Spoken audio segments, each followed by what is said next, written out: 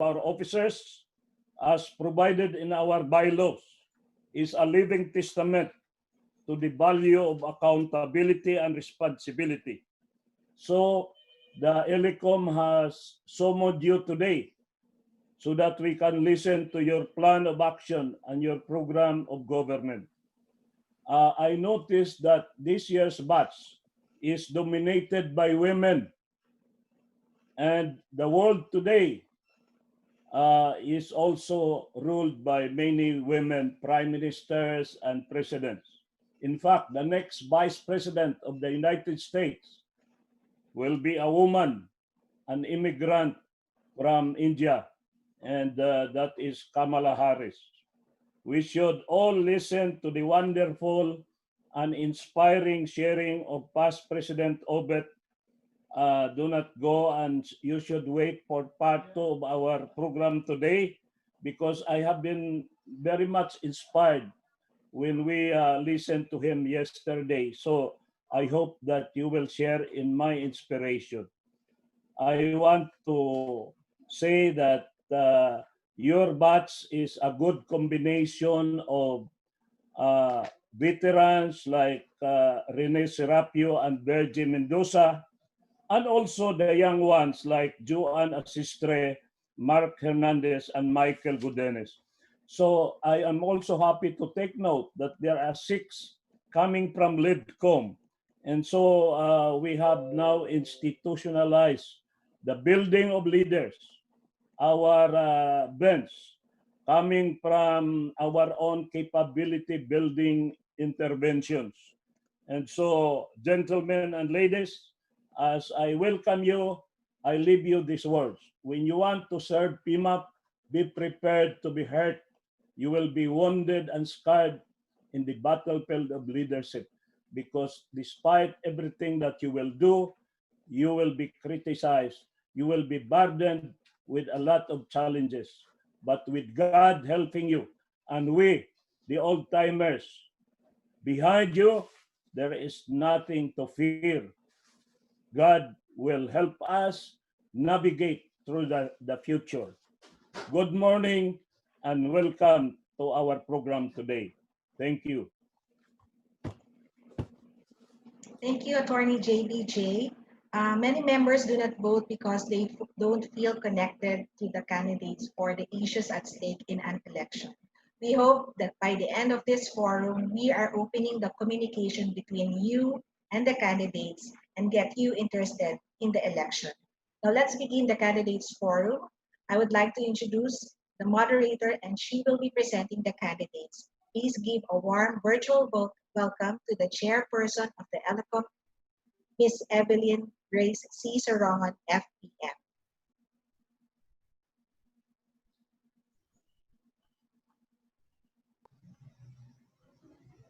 Miss Grace, unmute.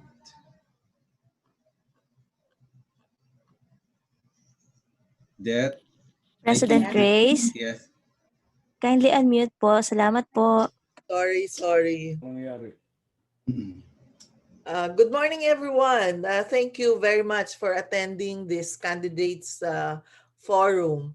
It is our wish that you hear the plans and programs of our candidates, because they're courageous and brave to tackle all these programs for P.A.N.D.E.M.I.C despite the difficulties, the challenges of the times.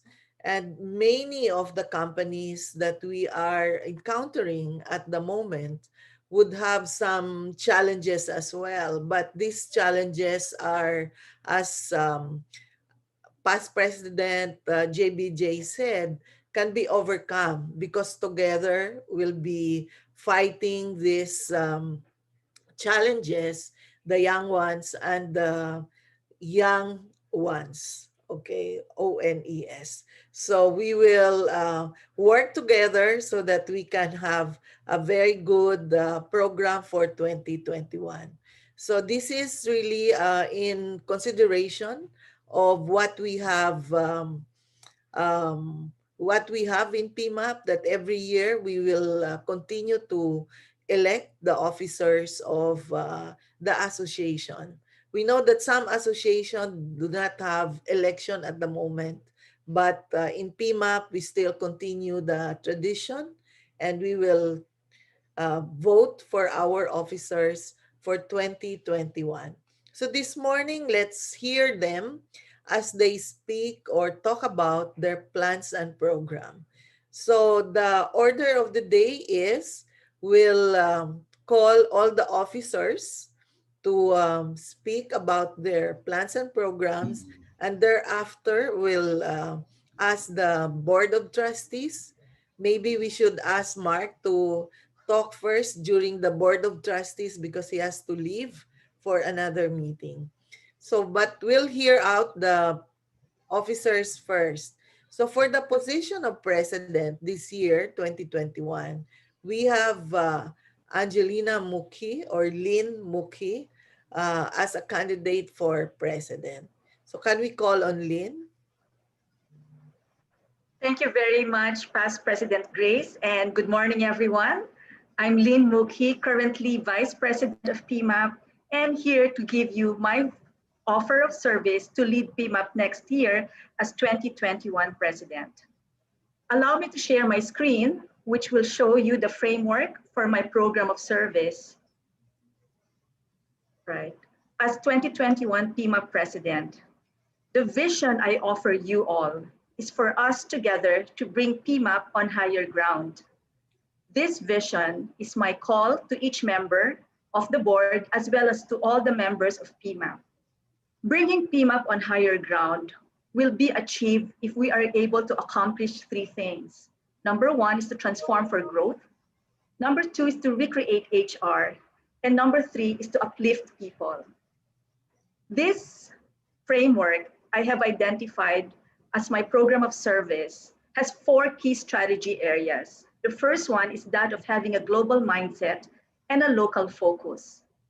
Number two is for us to reinvent HR.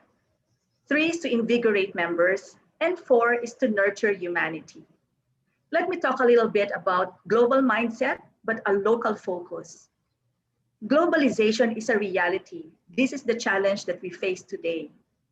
But we will affirm that as we broaden our mindsets and think globally in terms of our thought leadership, we will, of course, put a local focus in the communities where we serve, and that goes into our nation building, sustainable advocacies, government, academe, and industry partnerships.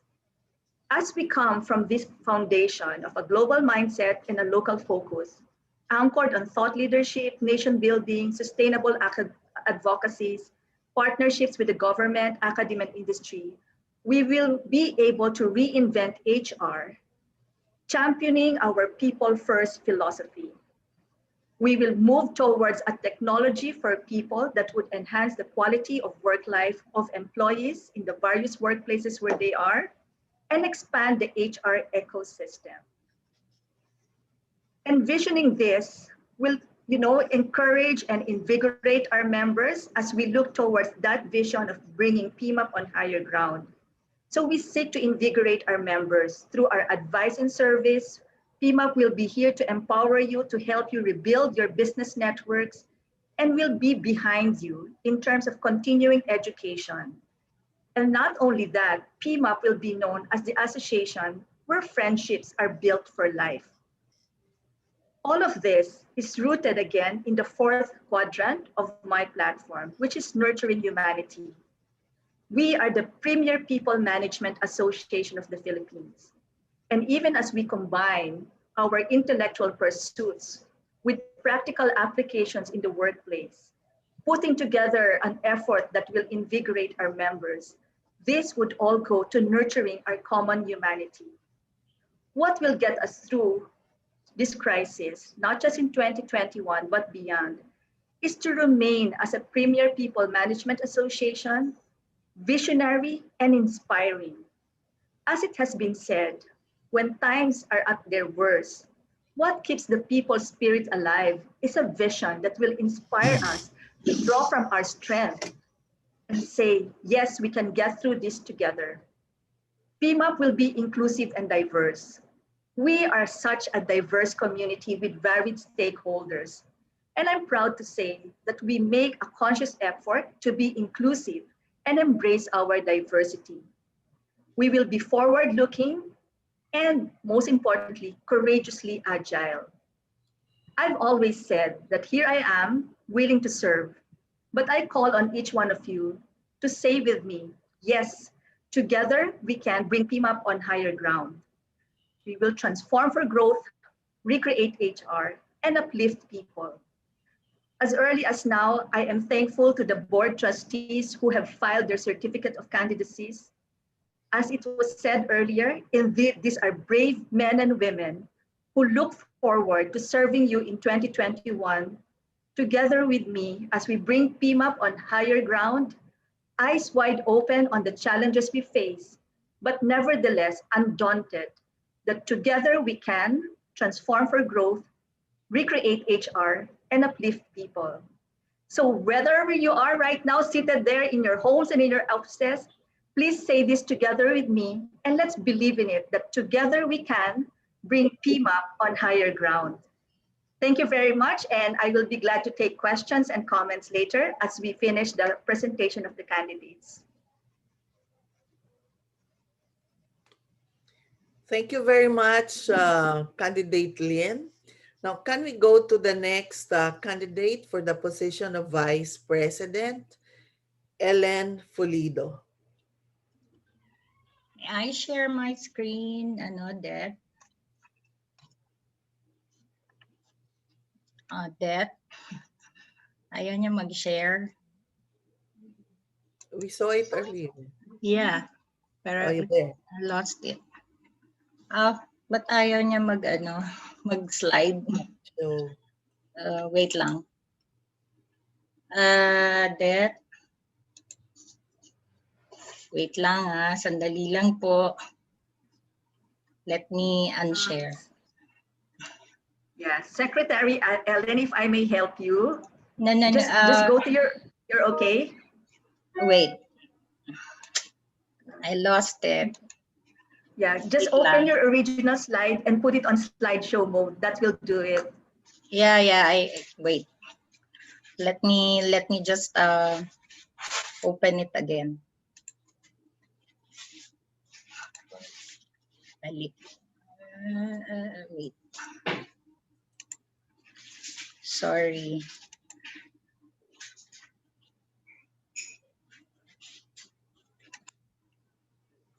Can you see? All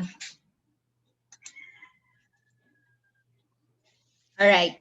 Good morning, everyone. Good morning, PMAPers, colleagues, and friends. My name is Ellen Fulido. I'm currently the Vice President for Human Resources and Administrative Services of the FJ Elizalde Group, better known for Manila Broadcasting Company as our flagship company. And we're known for our brands in the broadcast industry, namely DZRH, RH-TV, Love Radio, Yes the Best, Easy Rock, and in the provinces, Radyo Natin FM and Action Radio. We're the oldest and the largest radio network, not only in the country, but also in Asia.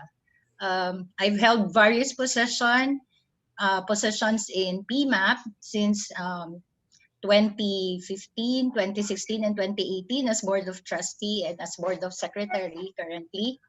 I've been involved in various committees, namely in Comrel. That's where I started when I was new in PMAP. Then I moved to PR and publicity, being in broadcast, so parang that's more appropriate. I was there for 2004 up to 2014. Until it became Media and Communications Committee in 2015, and up to now, I'm still a member of that. I was a member of the GMM Committee in 2011 and the AC Directorate from 2008 up to present. And I was invited this year to join the PMAP IR Committee. As far as awards are concerned, PR and Publicity, including MAC, won 3 Committee of the Year awards, GMM Award, and AC Directorate Award in 2017. And I got a citation in 2013 for special Makatao Awards in Media Excellence. As you can see here in my screen, this is called actually from what VP Lin and would-be President Lin Mukhi, anchored on her platform, this is a title, this is a concept in progress, and I want to call it Padayon sa Pagbangon. Padayon, as we all know, is a Visayan word for continuity, for continuously growing. So we are now in the new normal, but in 2021, we hope to build a better normal through various programs and projects and interventions that we would be busying ourselves with in the next 12 months. So this has paved the way already for PMAP to work together in 2020 and do more and become better in 2021. Again, as President Lin or VP Lin has said, we will always anchor our principle on people first. We will always uphold the promotion of health, wellness, and safety of our employees as we grow our businesses and the economy. I have 3 A's to support this. First, we have to build a positive attitude, a positive mindset among our members and among ourselves in our own companies. Cultivate a culture of bayanihan and malasakit. We cannot move forward if we do not pour out our concerns for people, taking care of them as we revive our economy, our businesses. We all know that businesses have been down, a lot of companies have closed, and therefore, as HR practitioners, we have to support building the business, meeting the bottom line, and at the same time, taking care of people, because people at the end of the day would make things happen. Number 2, increase and develop aptitude through learning and development. And I suppose our team will be supporting this.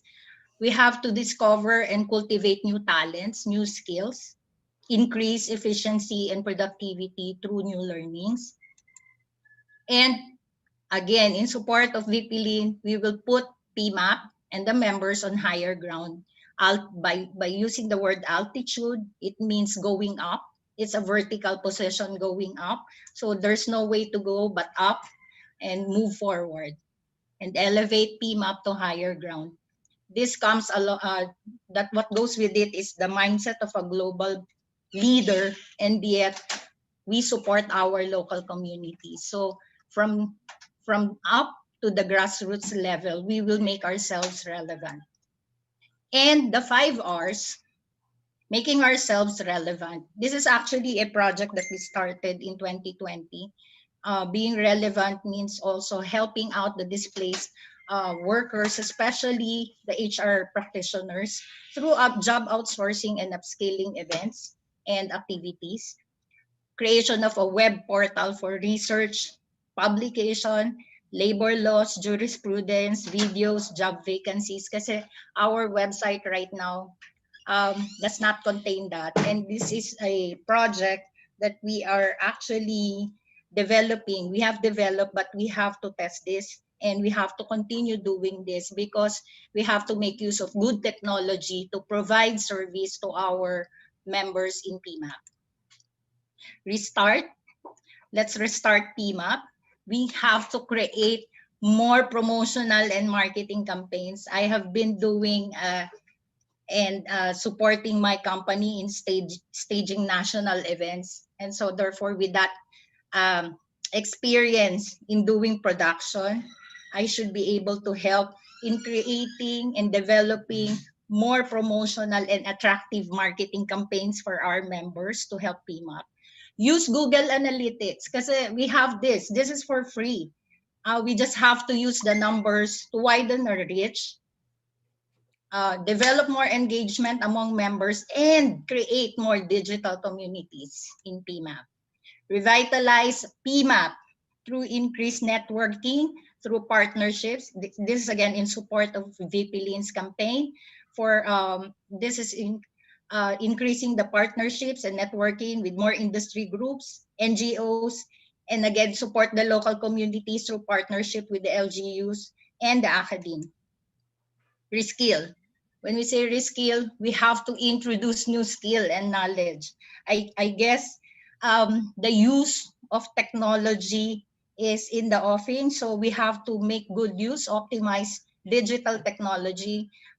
Being in the broadcast industry, we're so used to using digital technology to our advantage, introduce new skills, new knowledge in agri-tech, because I think we have to support also our agriculture and farming industry, not only the businesses, but also the communities where when we say workers, it's not only employees, but workers also in the communities.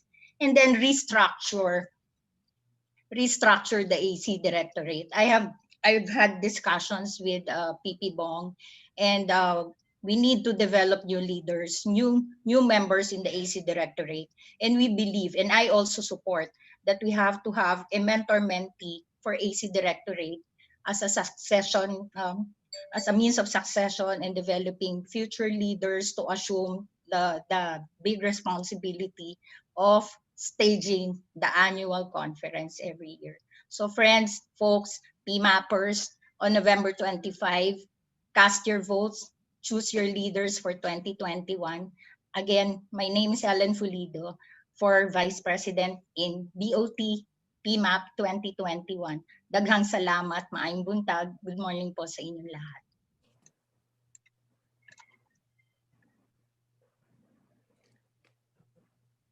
Thank you very much, Ellen, your candidate for Vice President. Indeed, there are many goals, many things to do still, despite the fact that PMAP has been around for about more than 50 years.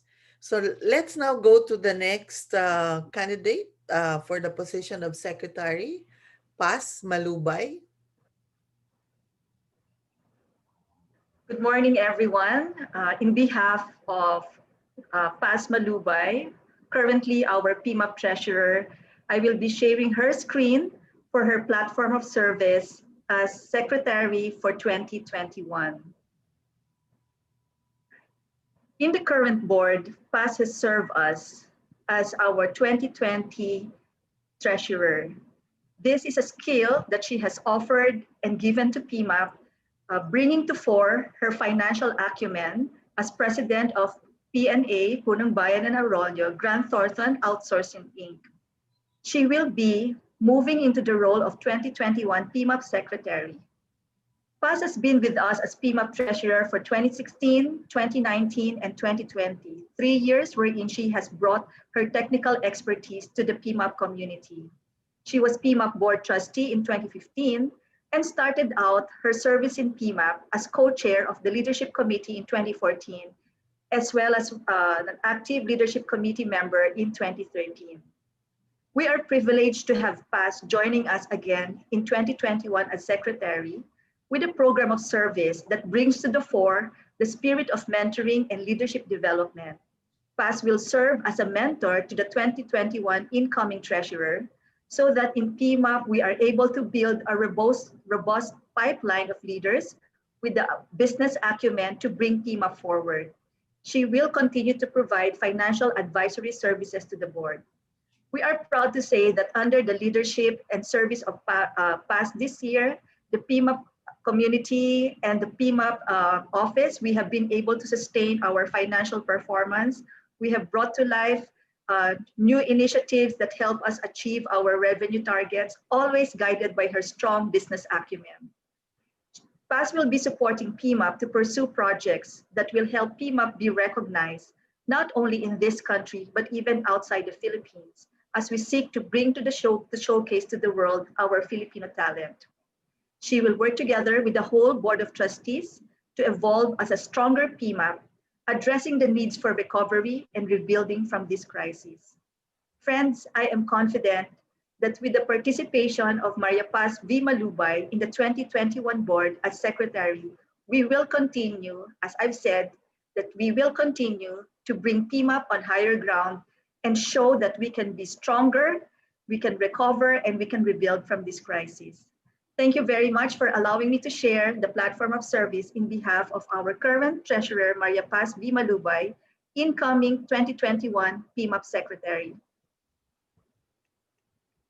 So thank you very much, Vice President and incoming President Lynn Moki for presenting the plans and programs of PAS, our treasurer currently.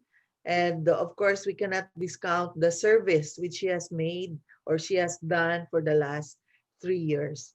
So let's go now for the position of treasurer and let's call on Mark Hernandez. Magandang umaga po. Let me share my screen.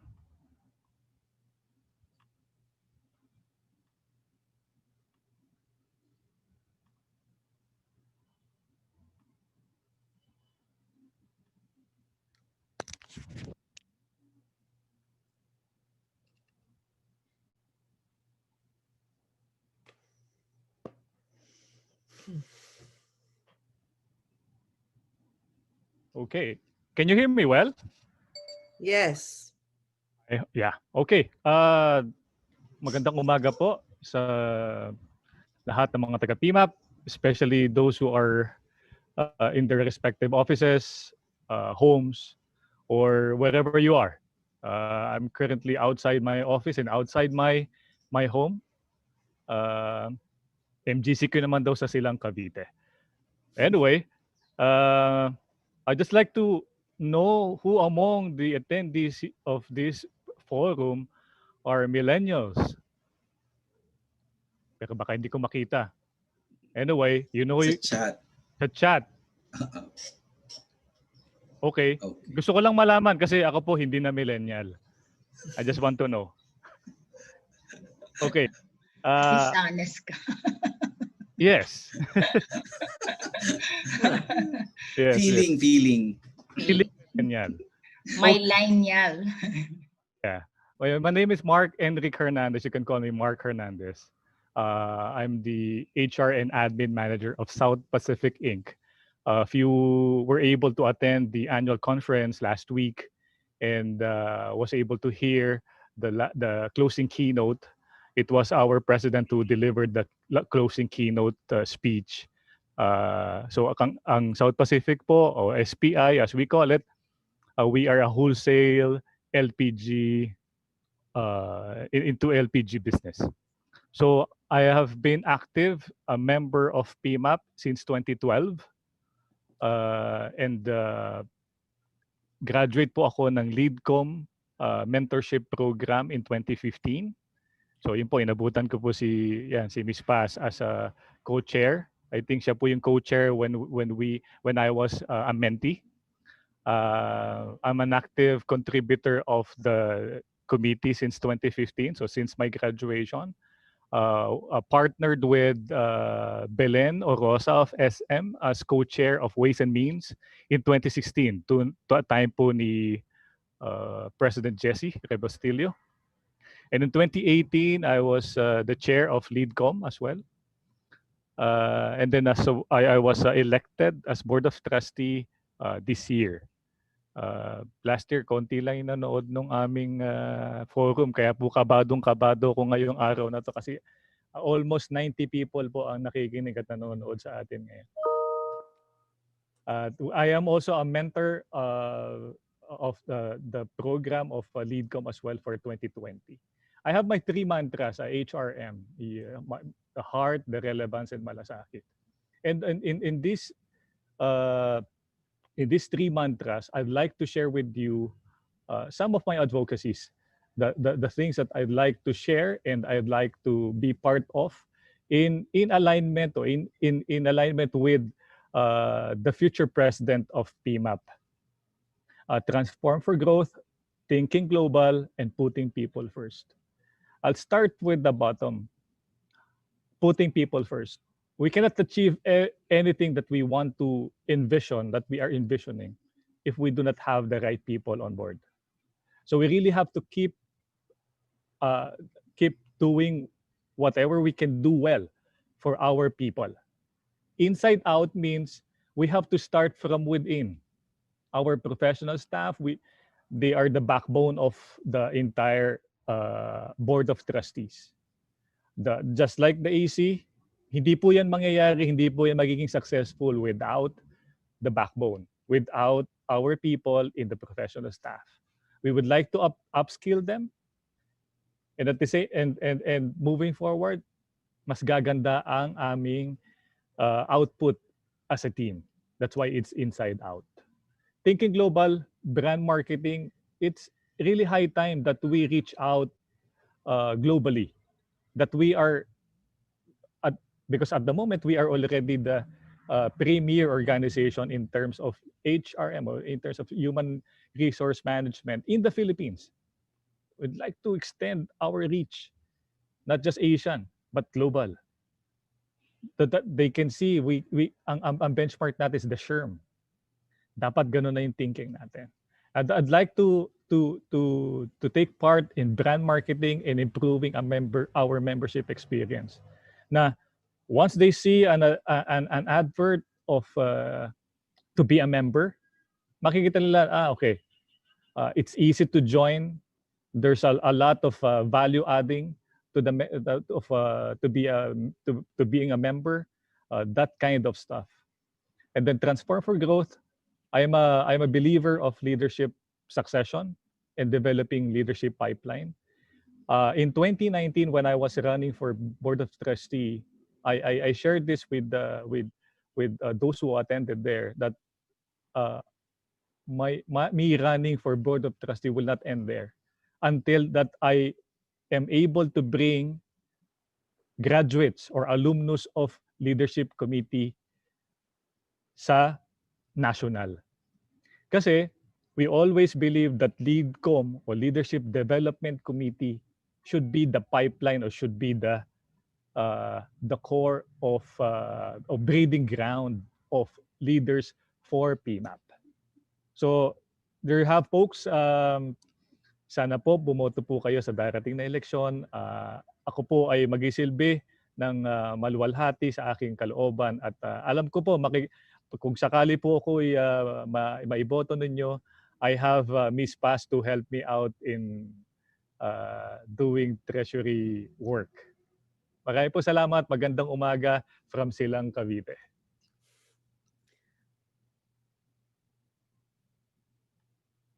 Maraming salamat, Mark.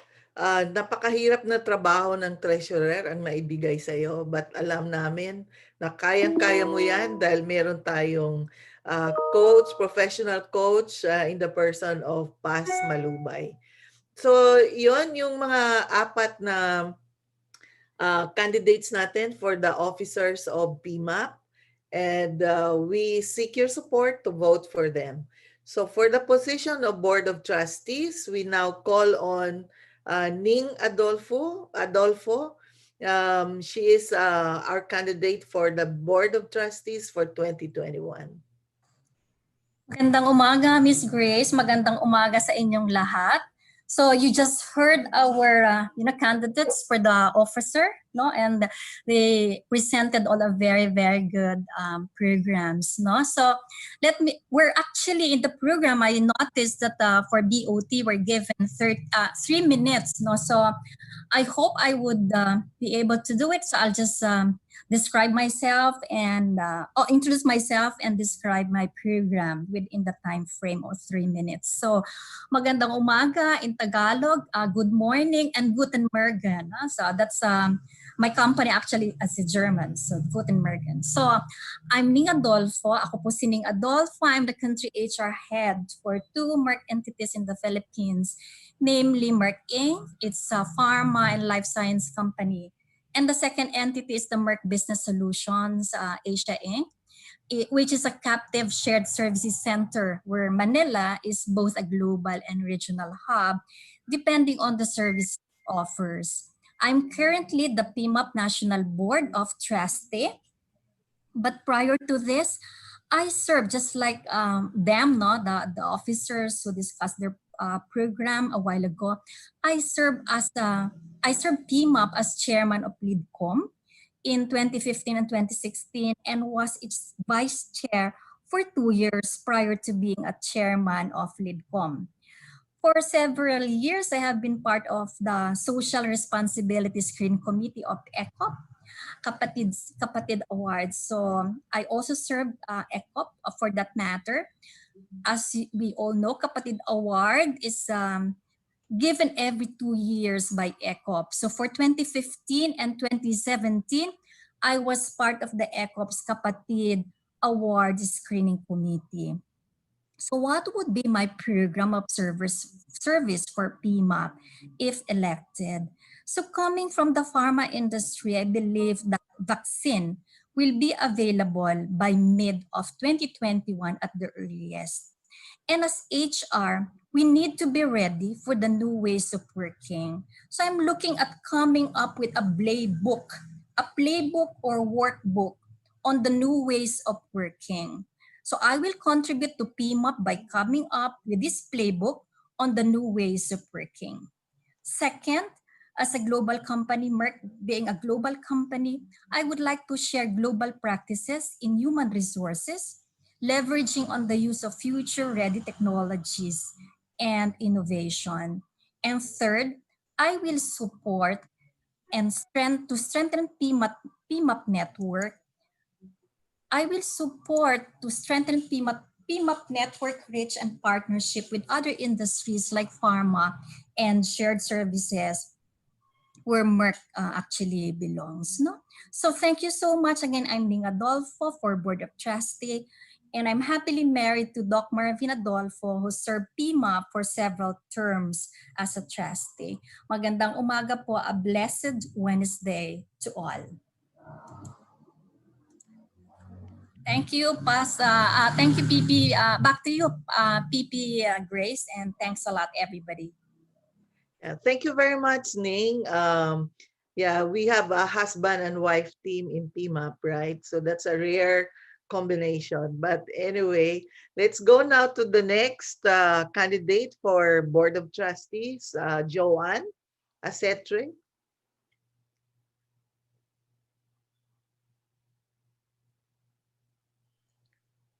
Hi, good morning, everyone. Thank you so much, Ms. Grace, for introducing me, for calling me, and I'm so happy to be with everyone this Wednesday morning. So, thank you so much for joining me and for being with us this morning. For everybody to hear about us, and also, of course, with the webinar also this morning. Thank you so much, Sir Toto, for sharing my screen. So good morning again. My name is Joanne Rosary Acetre. I'm the Managing Director for LHH Philippines. And for the past, how many years has it been? 10, 15 years. I am so happy that PMAP has engaged me, has allowed me to join as a resource person in the many learning sessions, in the webinars for the many years now, and has also allowed me to share insights and learnings in the People magazine. And so I'm so happy that I was given that privilege to take part in PMAP. I am also proud to say that I am a LeadCom member, and with Mark, I learned a lot from the wisdom, the experience, and the expertise of our founding members and of the many leaders that we have in PMAP. And so this morning, I would like to share with you my advocacies for PMAP. And I am so happy that I get to have this time with you to share with you what my aspirations are for PMAP and also, of course, for 2021. And you would see there, I mean, the picture of boots, and then there's a puddle. And I love that analogy because I am here. And you are correct. I'm courageously putting on my boots so that when I step into the immense pool of water, immense pool of challenges that all leaders are facing today, my desire is I would be able to create a ripple and make a difference in the lives of all the leaders, of all the HR people who are in PMAP, and also, of course, with the community as well. And allow me to just quickly revisit very quickly from 5 years ago when I was a mentee in PMAP in 2015. I was a mentee, but I was also a passive observer, listening from a distance. Attending GMM and the conferences. I was only observing. I did not feel comfortable participating because I was so scared seeing all the HR gurus. I was so insecure. I felt I had nothing to contribute, but really grateful for LeadCom because LeadCom changed that. I witnessed the heart of the leaders and the ones who were ahead of me, of us in PMAP, of course, and they are all here this morning. Their wisdom, their knowledge and experience were just so amazing. And I also was really blessed to see their heart, their selfless dedication to serve With them and the fresh ideas and perspective of the young leaders and mentees in LeadCom, I got so excited and overwhelmed with what can PMAP do in the future? What else can we achieve for the society, for our leaders, and for the community? And so I dream that each and every member will have that sense of excitement in taking part in all the PMAP activities. And that's what I would like to share from my own little corner. And I do hope that with the 1 year that I would have as a trustee in PMAP, I would be able to influence you with these three advocacies. So transforming for growth, engaging and empowering young leaders, and many of the candidates here also mentioned this, using technology and social media. And I'm just so excited imagining if we would continue to build that culture that embraces innovative ideas and ensures that there would be an opportunity for everyone to share and to hear. And can you imagine what kind of ideas and actions that we would be able to put use? Because you are right, and Miss Ellen mentioned this, that we have to desire for a better normal. And we know that the future is so much different from the current and the past. So we have to have the courage to push the boundaries, to break down the walls. And that can only happen if we would welcome new ideas, and we would have, the congruence of all these ideas from our senior leaders and also the young ones. It would be encouraging if members, as soon as they join, they would already be engaged. They would have a forum to take part. I remember our conference. I did miss the excitement of the opening of the conference, but I also appreciated the real-time interaction. And I just, imagine if we can have that real-time interaction using technology from members across the country. Using technology, we would be able to have conversations, we would be able to have dialogue. And can you just imagine how we can reinvigorate, how we can re-engage everybody so that we would all be together to push for, and we would be able to develop young leaders. And the other thing, the second thing, is really I pray that we would be able to continue to develop and sustain a culture of resilience and agility, and really be future ready. Being in LHH for many years now, I have seen changes and transformations.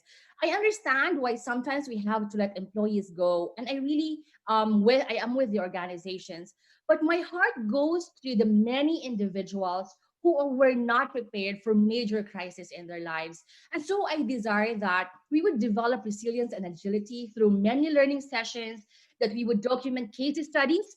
There's one client we are working with now that they are closing their plant in 2021 quarter one, but they're just doing it so amazing that they are exceeding all their KPIs. And I hope that we would be able to feature these companies who are doing so great in making sure that their people are transition ready, are agile, and are resilient, and we can learn from them. And also would be good if we can have venue to explore ways how we can be resilient, not just about business topics or HR topics, which are really fantastic, but would be good if you can bring in other topics as well, such as Plantito and Plantita, and we can have these skill building sessions and really promote the idea of resilience. And the other thing, the third thing, is that we have seen the effect of pandemic, and being in LHH, we have supported hundreds of companies and thousands of individuals losing their jobs. Really very heartbreaking. And I am glad that I would have the opportunity to take part in bringing people together, bringing organizations together, so that we would be able to connect displaced workers to opportunities to reskill and upskill them. And if we can have that collaboration, that cooperation with member companies, with the academe, with other organizations, can you just imagine how we would be able to bounce forward collectively together? So thank you for this platform to share my aspirations for this coming year for PMAP, honoring the very strong foundation of our founders and of our leaders in the association, bringing with us their legacy and wisdom, coupled with the vibrant energy of the young ones. I pray that with or without a position, everybody in PMAP will rise and will make 2021 the best year for PMAP. Thank you so much. Have a good morning. Happy Wednesday. Thank you, Miss Past President Grace. Thank you very much, Joanne. That was so inspiring and very vibrant presentation. So now we'll go to the next candidate for the position of Board of Trustees, Mike Godinez.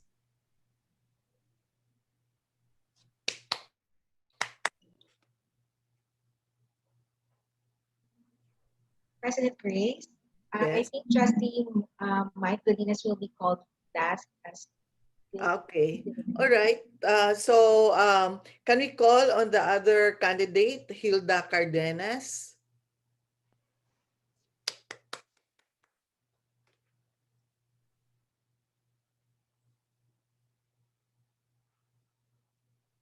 Good morning, everyone. Good morning. Yeah, let me just share my screen. Oh, the presentation is there. All right. So, like, just like Mark as well as Joanne, I'm also a product of LeadCom, proud product of LeadCom. So if you would look at my background, a lot of my involvement in PMAP has been with the Leadership Development Committee. I guess it's also because of my passion for helping people grow and develop. In 2016 to 2017, I became the chairman of LeadCom alongside the BOT during that time, Jocelyn Peak. Now, during my journey with LeadCom, I was very fortunate to actually witness how PMAP's leadership really are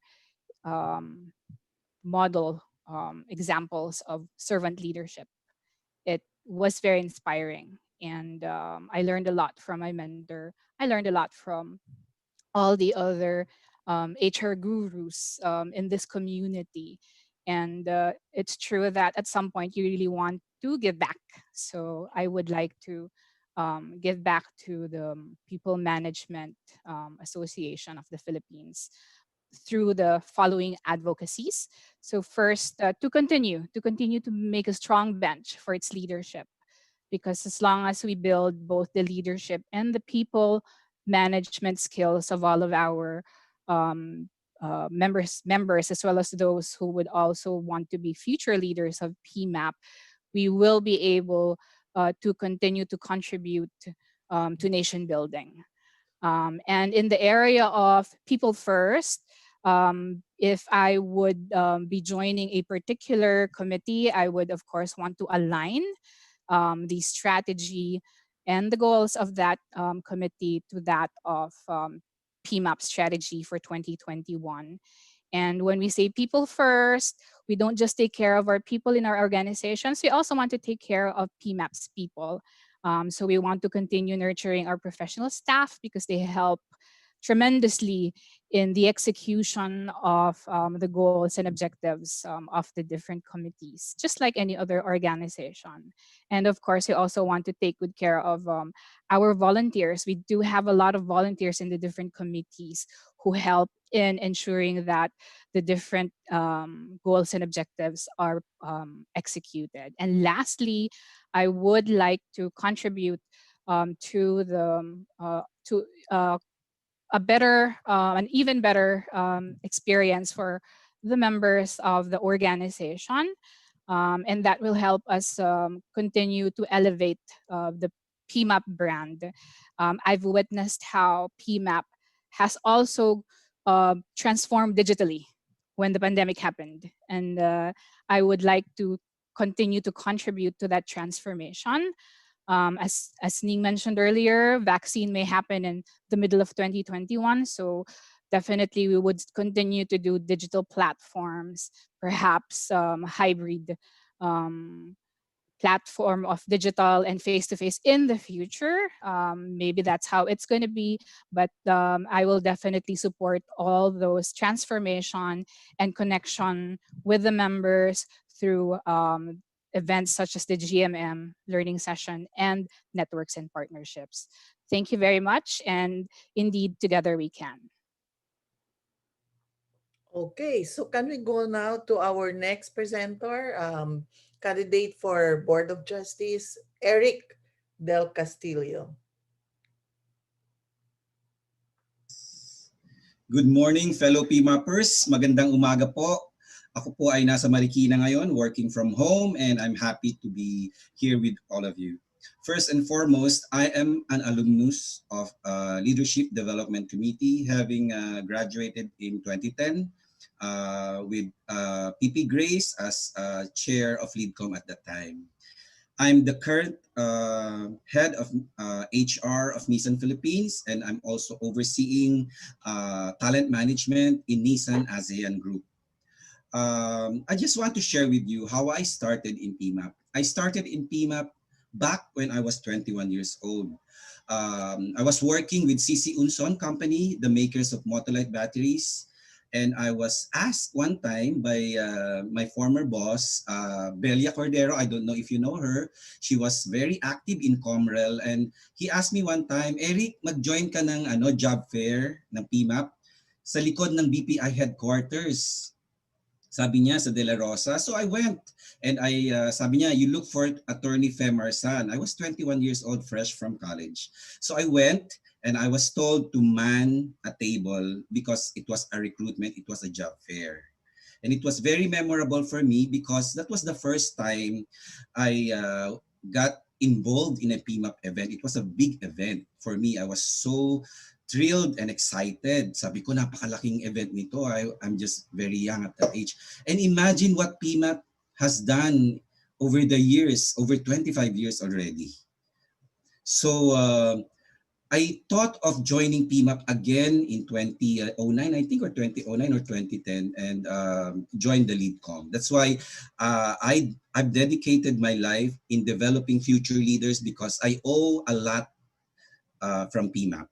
So I've dedicated for the last 10 years my time and effort in developing future leaders for PMAP. I've also been a board of trustee for 2013 and 2014 under the presidency of PP Grace and PP JBJ, and also became a resource speaker for PMAP and a lot more. I'll be focusing on leadership succession just because that's very close to my heart. I'd like to build on the leadership bench of PMAP. Now we have about 6. Actually, we have 8 because I'd like to recognize Ning Adolfo, who was our chairman back, I am not sure about the year, and of course, Miss Jocelyn Pic has been very supportive of LeadCom as well. So mga 8 pala kami dito sa LeadCom. So also be focusing on Project Malasakit because a lot of HR leaders are coming to me, calling me, asking for help. Paano na kami, mawalan kami ng trabaho. I think PMAP as an organization of people managers, we also owe it to our colleagues who have lost or been displaced. And so we need to help them in some way or somehow. And also I'd like to be an advocate of global mindset, local focus, as mentioned by our future president, Lynn Muki. I'd like to develop world-class Filipino HR leaders. If before I was, now I'm seeking for your support. Not to man the table as what I was asked to do when I was 21 years old, but to earn a seat at the table. So, fellow PMAPers, maraming salamat po. Magandang umaga. Mabuhay ang world-class Filipino talents. Salamat po. Thank you very much, Eric. Well said. So for the next position of Board of Trustees, we have the candidate, Virgie Mendoza.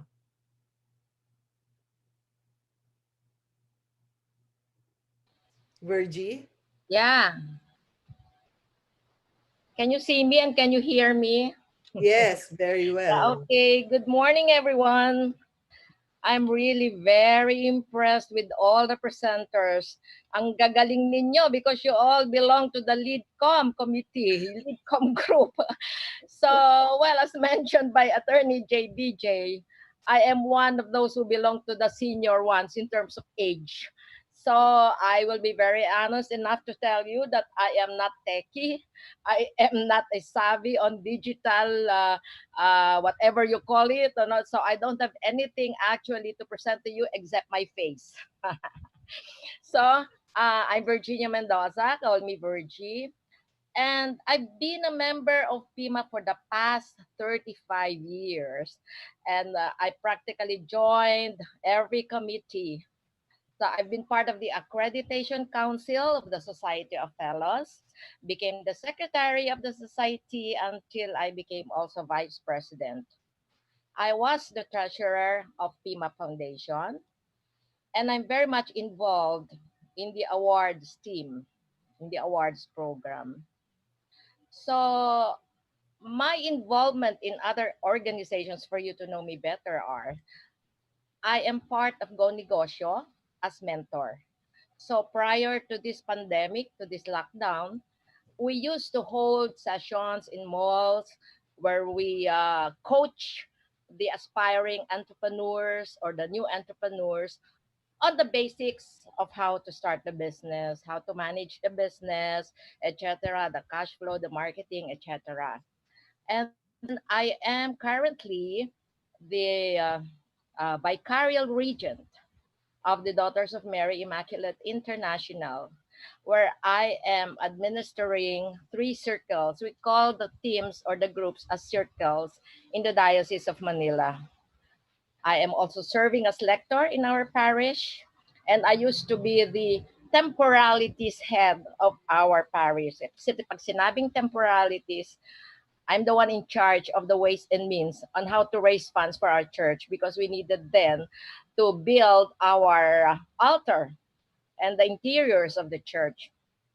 So for my programs, it's very simple. I just want to continue with my involvement in the awards program because this alone is already very tedious from the assessment or initial assessment of the papers submitted by the nominees to the site visits to the panel discussions with top management, interviews of employees, and then interaction with the judges, etc. So that is my main thrust for this year. But of course, I'd like to help also in the board in terms of formulating policies that are in consonance with the Project True North that was introduced by Bong Astero and the team, and that will be up to 2022. So in my own little way, I'd like to make sure that whatever policies and programs that we will be coming up with are aligned with the Project True North. And nobody has mentioned yet about CSR. Well, probably most of the LeadCom members consider CSR as a minor activity. But if there is a way, and if I still have a time, and we're going to propose some CSR programs, I'll be most willing also to serve. So for my parting words, since we only have 3 minutes, I'd like to say that my love for P.A.N.D.E.M.I.C is endless. That's why I'm still running for the board. And of course, I have a personal motive in joining this. I want to maintain my youth because all the members and the candidates in the board are very young, almost millennials.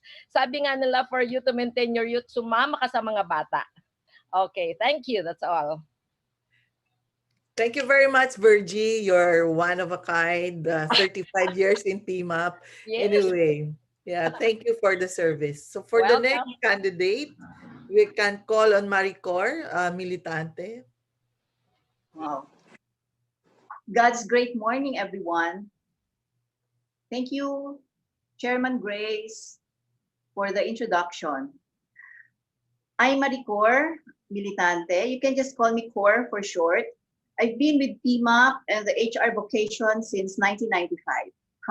Nagkakaalaman tayo ng edad. Of course, it was a jump off from my sales and marketing stint. I went into the HR vocation. So here I am right now. And I am already on my 3rd life, if I may share this as well. Actually, I was having second thoughts earlier, if I will share this, no? But I'm already on my 3rd life. The first, of course, when I was born. The second one was when I had ruptured brain aneurysm in 2011. And then, of course, with the miracle of God, a cancer survivor, no evidence of disease, even from a 4th stage cancer already. So I've done all this, especially I've been serving the board since 2019. So this is already my 2nd year. And hopefully looking forward to serve more and humbly offer my service. As I brought this to prayer and discernment, just to humbly share God's graces of healing, And of course, how I was also transformed. No, my engagement with P.A.N.D.E.M.I.C is really focused before, no, before I became a board of trustee, as the chair of the Fellowship Engagement and Wellness Committee. Highlight on the wellness, but it's so ironic. And aside from that, so I've been with wellness since 2014. I was also given the humble recognition of part of the presidential awardee then, no, for introducing all these innovations in P.A.N.D.E.M.I.C during that year 2014. Now, my program of service of P.A.N.D.E.M.I.C is really in response to the call of these times right now, of disruption, of uncertainty amidst and beyond this pandemic that we are facing right now.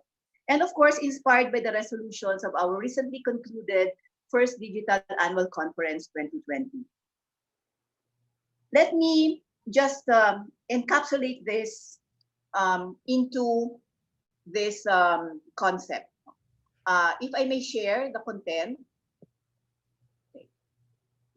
So I call this What's Up 2021, with a heart, with thumbs up, and with a helping hand. So humbly again at your service.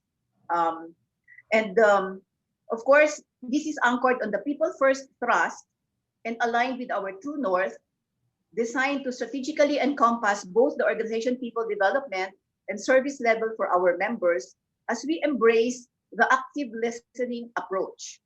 So active listening approach towards the best normal, which is really encapsulated in 4 key action points: uplift, invigorate, collaborate, partner, strengthen, sustain, and go global. Now, how do we go about that? So the first part there is that recreating and sustaining this culture of wellness, of well-being at workplaces and professions, anchored on the holistic facets of the HR, of the human person, the spiritual, the mind, the body. Of course, it's our relevant contribution to our country and the world. The second one will be enhance and strengthen collaboration and partnership with international and national and even the government on workplace health, safety, and security policies, programs, and innovations. This is also in response, in a way, to the question thrown at the chat box earlier by Edie Rene on how are we going to further, or how are we going to evolve being a leader which is being copied, no? So it's really going partnership and collaboration. Then we go also to the sustainability of the programs and initiatives, especially the 4Gs of the workplace. This has been my advocacy and my program since when I joined the board, and even prior to that, when I was still with the Wellness Committee and the Corporate Social, the CSR Committee then. So the 4G stands for gratefulness, generosity, giftedness, and God's presence at our workplaces and profession, and definitely to deepen the ICSR, the individual corporate societal responsibility, as mentioned earlier by Trustee Virgie also, as a way of our business and HR life vocation. And of course, to strengthen, deepen the thrust of HR as a vocation, just being beyond a career and a profession.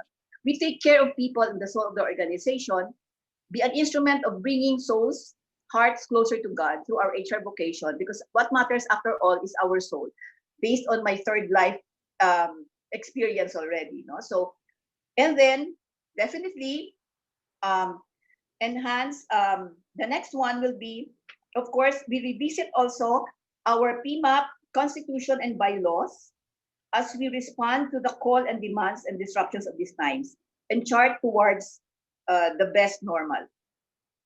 We also embark on long-term and strategic processes and organizational development so that we'll be able to reassess, continually reassess our organizational structure, the P.A.N.D.E.M.I.C organizational structure, the systems, the processes, especially the well-being and competencies of our professional staff, our heroes, as we aim to level up P.A.N.D.E.M.I.C's service to everyone.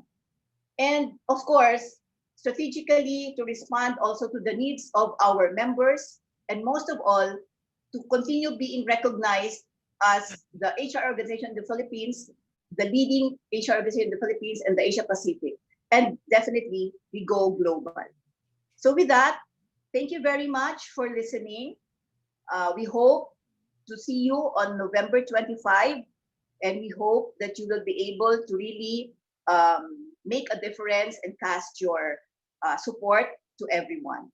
Thank you again for the openness and the chance to be of service. God bless and take care, everyone. Thank you very much, Maricor. Now we go to Beth Nasol, another candidate for Board of Justice.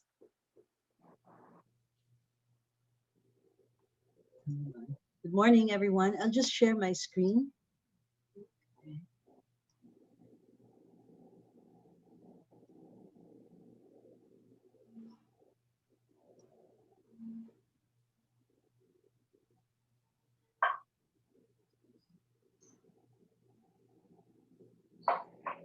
Okay, so good morning. I'm Beth Nasol, and I am Senior Vice President of Energy Development Corporation, and currently I am DPM. No? I've been a member of P.A.N.D.E.M.I.C for more than 30 years. Like Eric, I have this is the first association that I enlisted in after my graduation and after my first job with John Clements. No? I was awarded Distinguished in People Management in 2017. I have been a regular speaker for P.A.N.D.E.M.I.C ever since that I have been involved in various programs that they have had. I've presented in GMM in the annual conference, and I've actively participated in Project Share. I've been a member of various committees, from research, which was my first committee at the time, together with Grace Sata, and then with awards and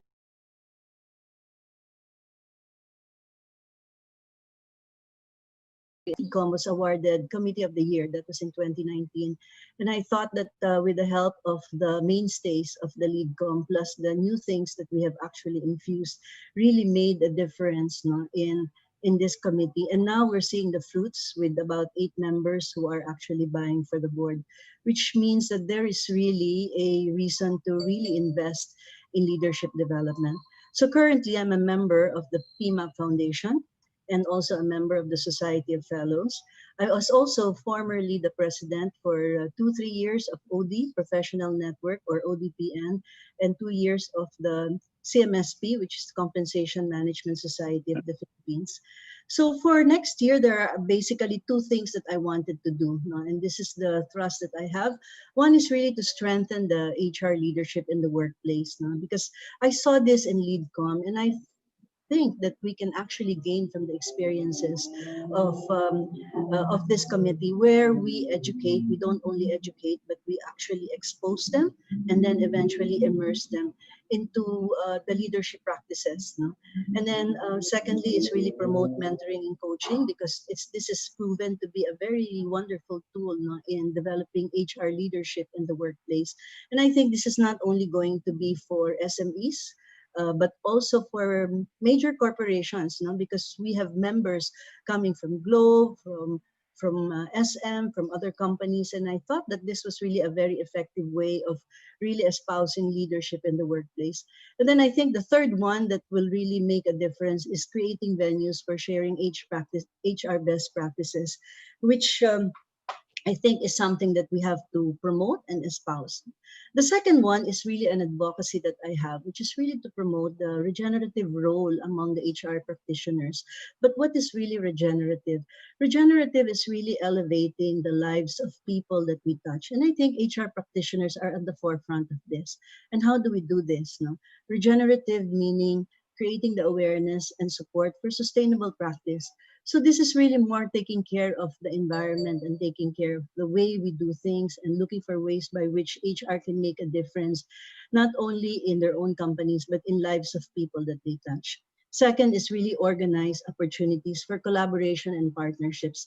Because as I was hearing the different advocacies of people present here, and even at the executive level, I could see that we can actually create a lot of fusion, synergies, alignments, collaboration in the way we were going to do things. And I think that will actually elevate the organization into something higher than what it is today, by and joining everybody to really espouse collaboration and partnership. And lastly, to promote an environment of acceptance and belongingness in the community, in the HR community.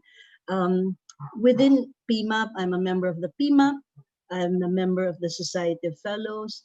I am also part of the foundation. And I could see that there are a lot of opportunities by which we can really have inclusiveness and at the same time enjoin partnerships and collaboration. So that's something that I would like to see next year, now, promoting an environment of acceptance and belongingness in the HR community, which is also the basic tenet of what Kapwa and Kapwa Diwa is all about, the Roots to Fruits is, and then at the same time, all of these initiatives that we have currently today. So I hope that this is something that we can see in fruition next year. It may be short because it's 1 year, but I'm sure with all the collaboration and the excitement and the energy of people present and the entire membership of PMAP, I think this can be done. So with that, have a great morning. Thank you very much, Beth. Can we go now to Jocelyn Pick?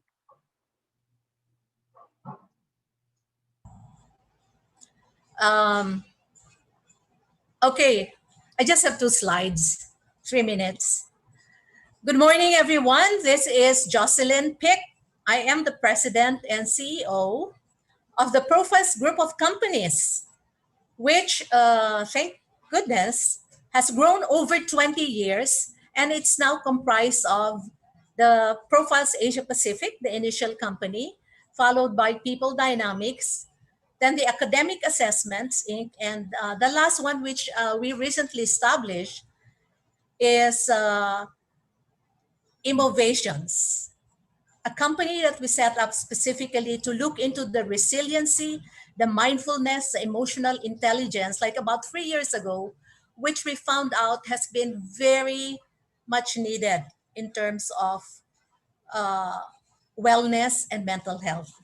First, I would like to congratulate President Loy, Executive Director Rene Henner, VP Lin, Secretary Ellen, Treasurer Paz, and members of the board, the professional staff headed by Det Tan, P.S. Carol, who's always been there for the big events, P.S. Sarah for research, P.S. Jeff for our technology, and all the other PS whom I have seen are working so hard in these challenging times. I would also like to express my appreciation to the ELICOM, President Obet, President JBJ, or past President Obet, past President JBJ, and past President Grace for taking this task. And I would like to thank you because each of you had actually been very successful in your leadership in PMAP, and I am grateful for the opportunity that you have given me in your journey. I serve in the board under PP Obet, under PP JBJ, and under PP Grace. She actually was the one that honed me in the leadership committee that is producing a lot of leaders for PMAP. I'd like to say good morning to all the PMAP members who are listening here right now, the officers, COPA, the young ones especially who are in conference with us today. I am actually, as part of my advocacy, will hope that we will be able to pave the way for greater participation and involvement of our young millennials coming from the different generations, X, Y, Z, or what have you. And of course, good morning to my fellow candidates. Let's go back to the first. Good morning to my fellow candidates. I have so much respect for all of you because I have been working with all of you, and I can see the passion. Now, my slide describes my values. This is actually an old slide, and I had also used it to run my companies. Number 1 is to pursue our purpose with passion, practice solid values, and lead with the heart. Demonstrate self-discipline. And I think that has actually led us to experience growth despite these pandemic times. Our company started becoming a member of P.A.N.D.E.M.I.C in 2004, although it was 10 years later that I got active when I joined under the leadership of President JBJ as a member of the board. And as past President JBJ said, it is the best of times and it is the worst of times. And we would like to say that we would like to embrace 2021 with purpose, potential, perspective, and possibility during the post-COVID. And these are taglines of Deloitte work for the future, or jobs of the future. Being a natural positive person and perhaps being positively naive, I always believe that outcomes will come out positively. I remember giving a talk to about 500 teachers when we first started transforming our classroom face-to-face teaching into online. And because I am a faculty at PUP, and the tagline I used was "Build Back Better." And surprisingly, it is also the tagline used now by US presidential candidate Joe Biden or Joe Biden. I have been very involved with P.A.N.D.E.M.I.C, and the only reason I was not with the board last year is because I had exceeded the number of years that I could serve. And so I had to take a rest for 1 year, and come 2021, I am working, and I am hoping that you will allow me to be active and render my services again. One of the things that attracted me to P.A.N.D.E.M.I.C was the high spirit of volunteerism that is prevalent among the members. Now, as we know, the COVID-19 pandemic has driven profound societal and organizational shifts, wherein leaders and HR leaders could return to work, and I think we could design the future of work, building on the lessons and practices that we have learned, and we can learn from each other. So amid the tragedy, I have seen a strong undercurrent of hope. Individuals and communities respond with greater empathy and strength. Even nature has responded. If you look at spaces around you, it is much greener and the air is less polluted. So there's a lot of hope. Organizations, despite many, actually, and my heart breaks, staring down the barrel of layoffs, furloughs, and shutdowns. We took fast action to protect our workers' health and safety, establish essential services, and deploy workforce strategies to support workers in real time. And that is one reason where I think P.A.N.D.E.M.I.C could play a greater role in 2021. Our ecosystems banded together to leverage our collective and complementary capabilities to effect meaningful change. So our association will need to really go back to work. It is a different world now, and we can go that to the next slide. So the next slide, actually, I just want to affirm Lynn's P.A.N.D.E.M.I.C on higher ground. How? The platform here is clearly stated, but first and foremost is to put people first. And where P.A.N.D.E.M.I.C could help, we help make the workplace safe through our programs, encourage social interaction, support employees' mental health, help in the restoration of productivity, encourage good practices, hygiene, help update policies and procedures, help upskill, relearn, and unlearn as we all go back to return to work. One of our colleagues here, Joanne, mentioned agility and resilience, and I totally agree with that. And that is one of the reasons why we had set up an employee assistance program, which I think I would also like when Virgie talked about CSR as a program that we could instill, making use of technology. We can strengthen the link between belonging and organizational performance among the employees. We as P.A.N.D.E.M.I.C need to do more than treat our members and our professional staff, our permanent employees fairly and respectfully, but we must do something deeper, at a much deeper connection. As a trustee, if you will give me the opportunity, I will continue to support P.A.N.D.E.M.I.C. And as I have many diverse interests, and I know it's good to focus, I would say that one of the things as a business owner, I would like for PMAP to continue doing is to rise the HR profession as a trusted ally of business leaders in shaping the way our enterprises will redefine work through our talent. And I feel that very strongly. At the same time, we must offer support at an operational level now more than ever. So there's really a lot of work that needs to be done. PMAP could take the lead to work out strategies for taking extra health and safety measures through our committees, maintaining workforce morale again through our committees, and if it comes to it, overseeing, and I think Eric mentioned that, labor challenges in terms of layoffs and furloughs. How can we support our people? So that being said, I think I will focus on PMAP's role this time in CSR. I have been active in the awards committee, and I think we did not pursue this year, but I think and firmly believe that we can somehow embark on a virtual way to assess excellence in the workplace. I am doing that now for the DTI PQA, Philippine Quality Awards. My passion is academe, industry, government linkages, and I will continue to devote some time, especially in terms of research and data gathering and coming out with benchmarks to help companies continue to pursue growth by sharing information. And also not to forget the junior PMAP. I was asked once, why are you teaching?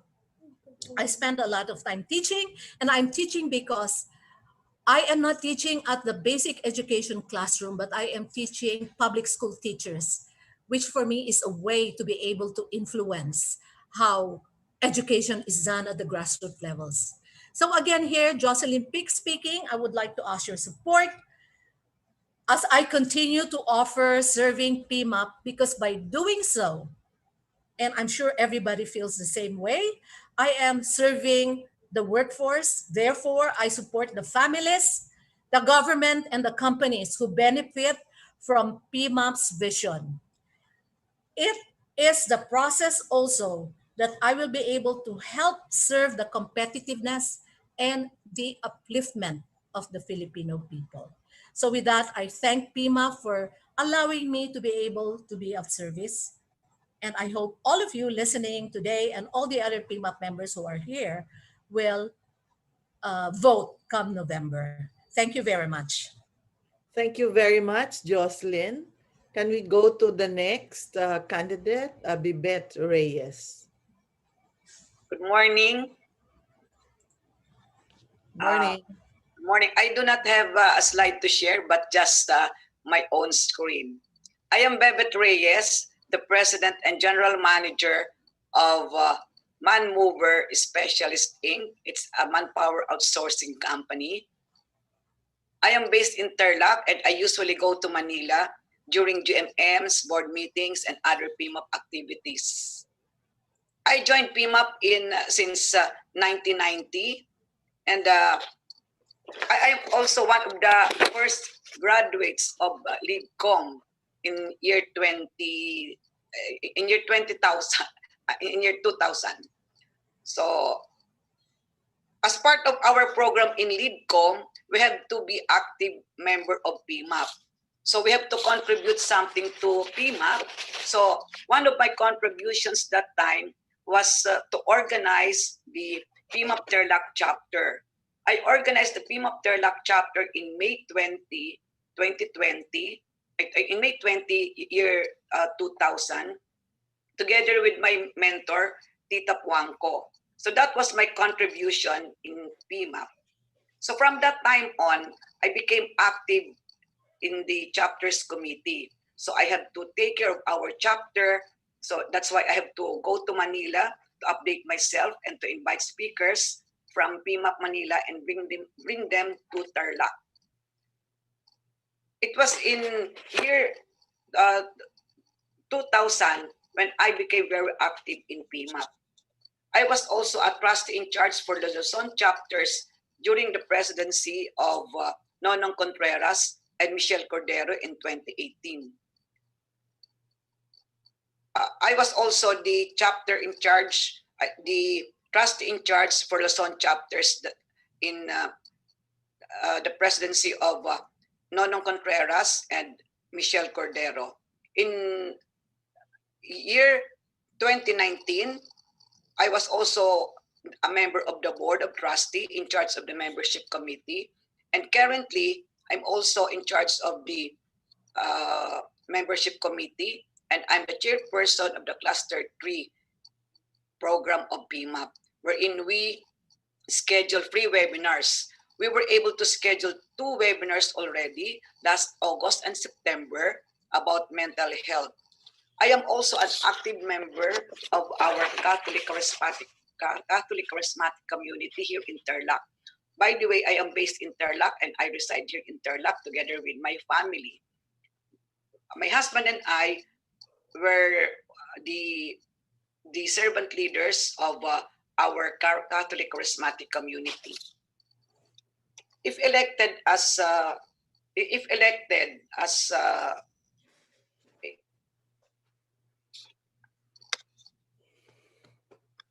if I will be elected as one of the trustees, I would like to serve also the chapters and the membership committee, because I can also coordinate the membership committee with the chapters. So if elected, I would like to serve in the various programs of the chapters in coordination with the programs of the P.A.N.D.E.M.I.C National, in order for the chapters to be active with the program and activities of P.A.N.D.E.M.I.C National. With my experience last year as a trustee in charge of Luzon chapters in 2018, and my experience also as trustee in charge of the membership committee, I can help the chapters in their membership recruitment, membership retention, and membership engagement. I can also introduce to the chapters the committees, programs, and projects of P.A.N.D.E.M.I.C National, so that the chapter members can also be active in the activities of P.A.N.D.E.M.I.C National and not only in the respective chapters. So I don't have lined up programs, but my commitment in the P.A.N.D.E.M.I.C board is my attendance, and I will serve whatever assignment will be given to me by our president and the P.A.N.D.E.M.I.C board. So thank you very much for giving me this opportunity to serve P.A.N.D.E.M.I.C again this year.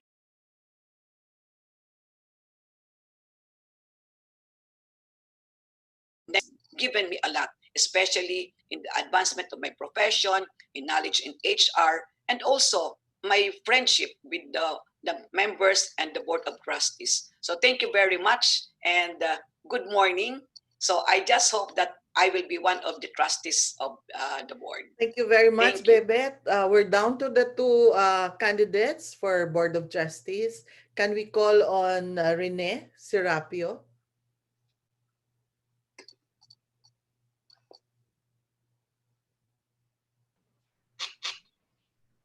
Okay, good morning, P.A.N.D.E.M.I.P.ers, to all members and the current Board of Trustees and the ELCOM.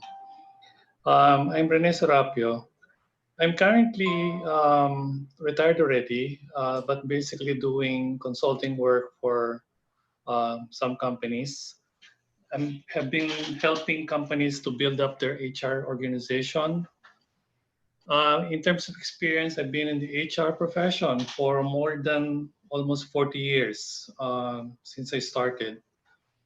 I'm an engineer by profession, and people always ask me, what are you doing in HR? But that's how I started as an IE. I think being educated in all facets of industry, it has helped me a lot in my function as HR in understanding all the different functions of an organization. I think it was gone the days of HR being just a personal management. It has grown over the years to become what it is right now. My experience spans the different, almost 7 industries, from food, consumer, to BPOs, to IT, to even the garment export. And even my longest stint was in an electronics engineering company. and one of my last engagement was on the academe. So, I mean, all this experience was very enriching, and it gave me a lot of better understanding of the different jobs that are in these different industries. As PMAP, I've been a member of PMAP for more than 20 years, and I've served PMAP. Currently, I was the member of the Board of Trustees in 2019, and of course, a member of the current board. At some point, I was also, I think some years back, I forgot the year, but I was also the vice president for the PSOF and was a director of PSTD about some decades back. I was also a member of the research committee in, I think that was somewhere in mid-90s. And if given the chance to be part of the board again, I would like to strengthen the further the industry academic linkage, which I feel still needs a lot of improvement in terms of so that we can further avoid or minimize those mismatch in skills, and also contribute to the upscaling of HR professionals, having experienced a lot of industries in senior capacity. And being an IT person also, little is known that I'm part IT and I'm part HR, but of course, majority is still HR. Because when I went to the US, I was an HR person, but was an IT person. So in that aspect, I'd like to help strengthen the IT capability of PMAP, since as we have experienced in this year, it has brought a lot of changes in how we do things, and technology plays a lot of role right now. And the following year, even I think even before we get the vaccine, we probably will still be working this way, using technology more and more. So with that, I hope that I can be given another chance to serve PMAP for the following year. Thank you. Thank you, Rene. Now, the last but not the least, can we call on Michael Godinez? Hi, good morning. I hope I'm coming in clear. Thank you, Ma'am Grace. Actually, my name is Michael Godinez. I'm currently the Chief People Officer and the Vice President for Human Capital of the Ramon Aboitiz Foundation, or RAFI. We're actually part of the Aboitiz group, and we are representing the advocacies of the Aboitiz family. So, personally, I'm a mental health advocate because I'm a clinical psychologist. I finished my master's in Santo Tomas. And I have been with PMAP Cebu, Cebu chapter. I started in PMAP Cebu. I have been with them since 2009. I was a young manager then. This was my first professional organization. So I have been with PMAP Cebu since 2009 and joined because of JPMAP, because I was also a JPMAPper when I was in college in San Carlos. It was I probably am one of the pioneers in PMAP Cebu. So in JPMAP Cebu. So I am practically into PMAP since 2009, and I started being the chairperson for JPMAP, and then handled the committee for 4 years straight. And I was able to bring JPMAP to, I would say, our peak. I had about 12 schools and a total of almost 2,000 students as members for just Cebu chapter. So I am also a proud member of the PSOF. I have been a fellow in people management since 2019. I'm so proud of that achievement also.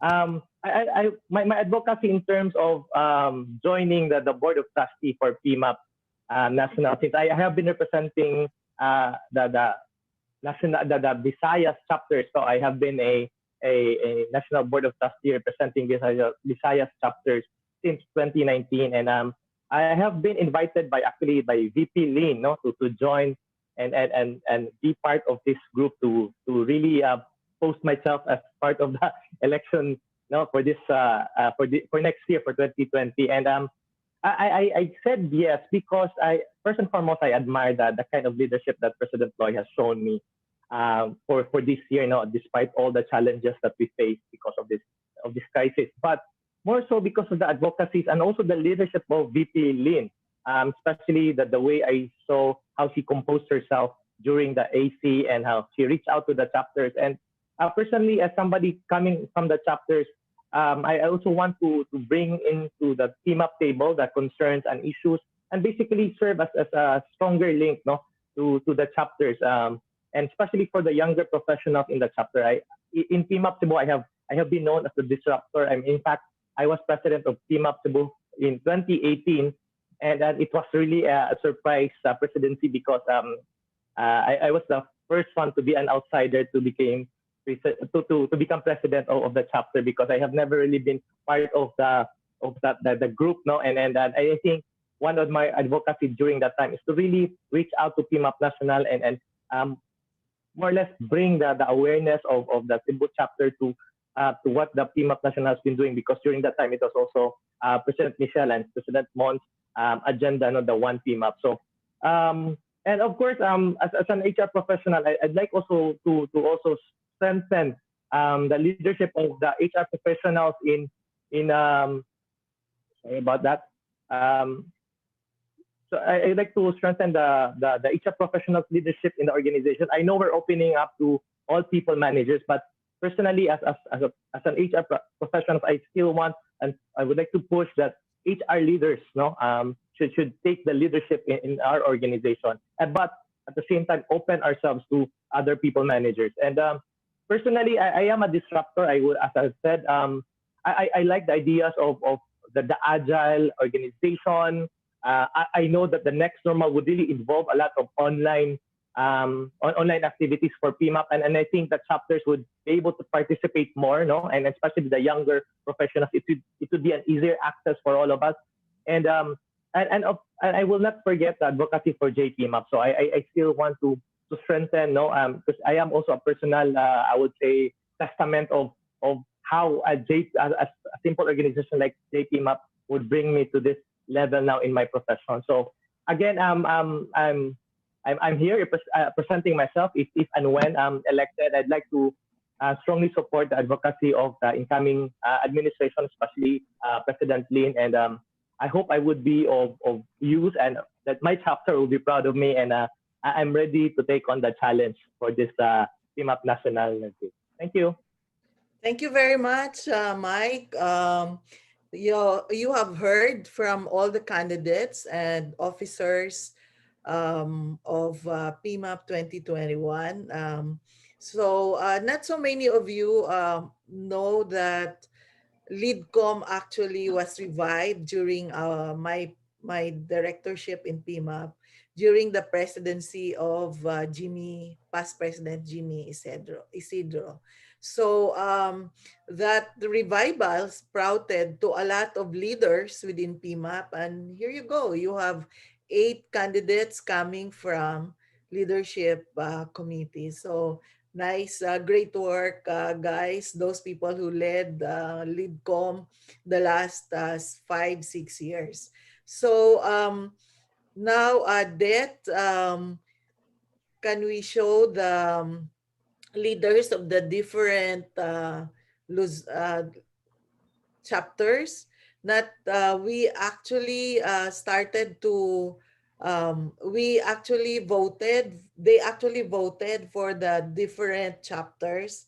So for the Board of Trustees for Luzon, we have the Board of Trustees for Luzon, Ronald Lapus from Isabela. And then we have the Board of Trustees for Visayas, Louis Homero. And then we have the Board of Trustees for Mindanao, Marisol Chu, Bisaya Gidno. So, but anyway, all this will represent in the board for 2021. I understand that in Mindanao, for Davao chapter, they will have their own election yet. So we'll hear from them if there's a new representative from Davao. So that's it. And I think we have heard all the candidates' plans and programs for 2021. We wish you all the best. And we'll now go to Past President Obet for his learning session. Thank you very much. Thank you very much, PP Grace. Magandang morning! Mapagpalang life sa inyong lahat. How are you, my dear friends, and all our listeners in Facebook and YouTube? First of all, congratulations in advance to all the incoming 2021 officers and board of trustees. Hello, PP Grace and PP JBJ, my co-ELECOM members. Good morning. Good morning. Good morning. How are you, my friends? So it's time check. It's already 10:57 in the morning. Are you alive and kicking? Yes. Alive only but not kicking. So this is just a chillax moment. Sit back and relax. So mga kapatid, mga kaibigan, at mga ka-P.M.I.P.ers, we will have a conversation from the heart. Conversation from the heart. So meaning anything goes, and allow me to share with you my screen.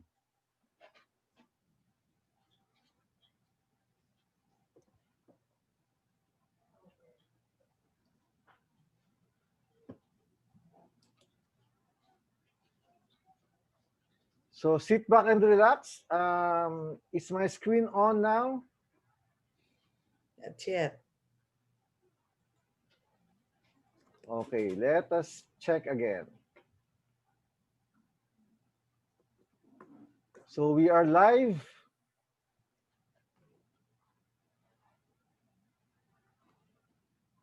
So, ayan, okay na ba? Yes. All right.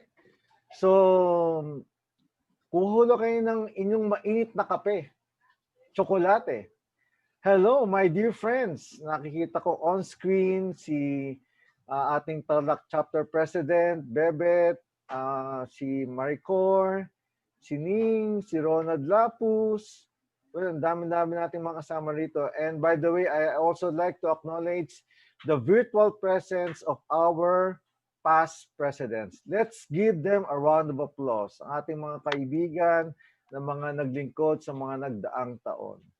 So ngayong umaga, allow me to share with you something that will really give us a reflection. Ito po ay isa sa aking mga paboritong tanawin.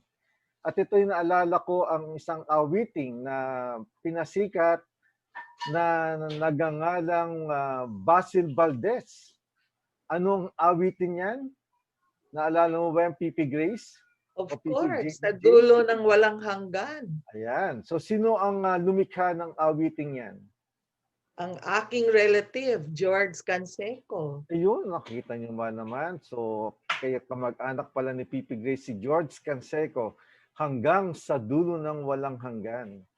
So, sa mga panahon na ngayon, we are now on our 7th month at malamang tayo pa rin nagtatanong, hanggang kailan ang pandemic period na ito?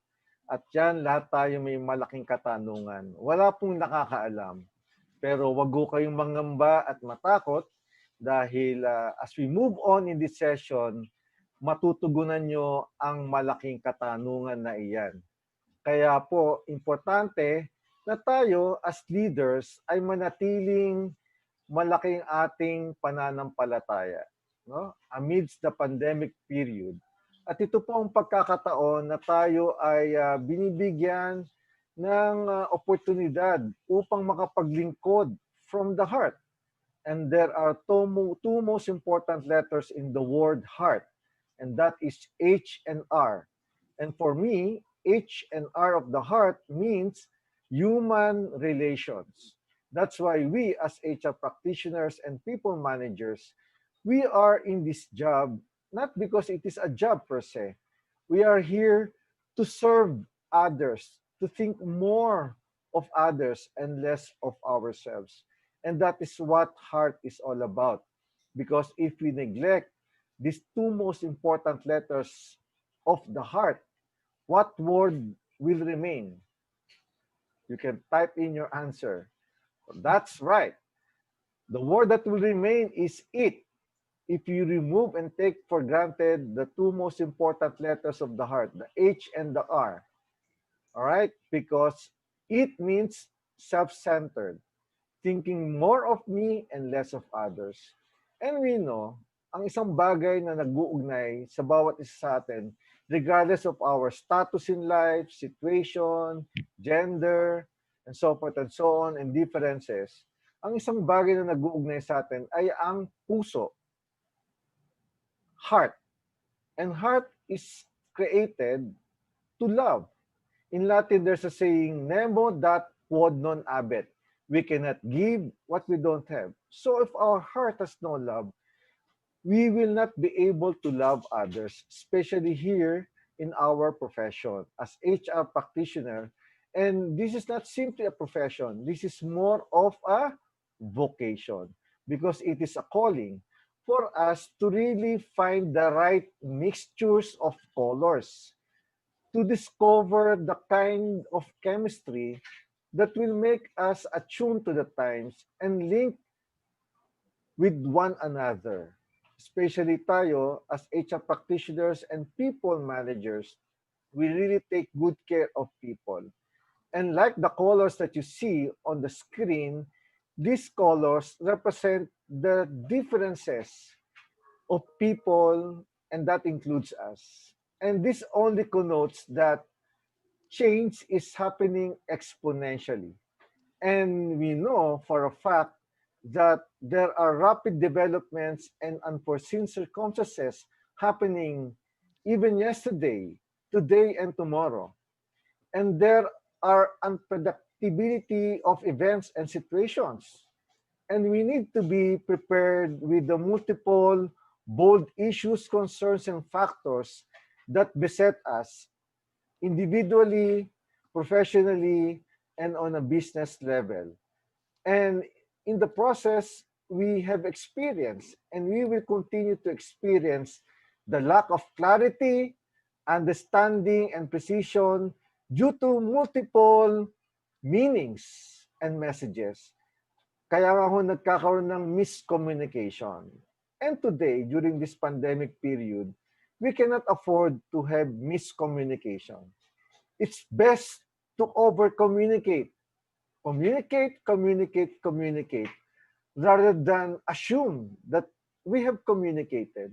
And communication is not only in terms of words, but communication is even deeper and has a lasting effect in terms of non-verbal communication. Sabi nga, di ba, action speaks louder than words. Kaya may kanta, PPJBJ. Ano nga yung kanta?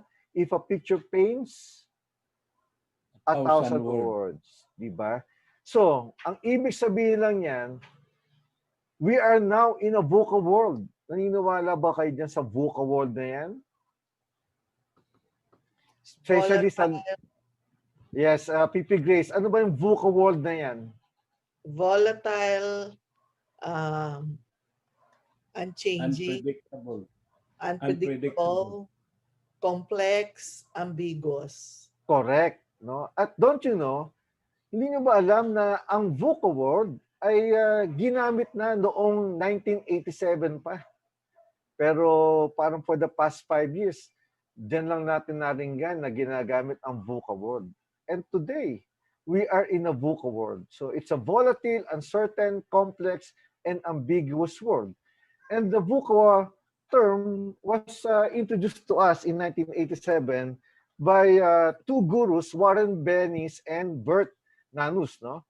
So meaning, in the VUCA world, there is a continuous restructuring, okay, right sizing, downsizing, continuous technological advancement, global economic influences, societal and cultural shifts. There are new discoveries and robust developments. Kaya nga, during this time, we need VUCA leadership. What is VUCA leadership? VUCA leadership for me is an imperative trait that it is needed today and onwards. It is the new norm for leaders of today. Kaya nga itong ating mga incoming 20 21 officers and leaders all over the country to the P.A.N.D.E.M.I.C chapters, we need to become VUCA leaders during this pandemic period and beyond. So why? Because we are beset with the challenges of pandemic. And the word pandemic as is an acronym. So later on, we will discover what do we mean by pandemic. So when we say pandemic, we all experience the cabin fever. No, it is not a physical fever. It is a fever of mental wellness.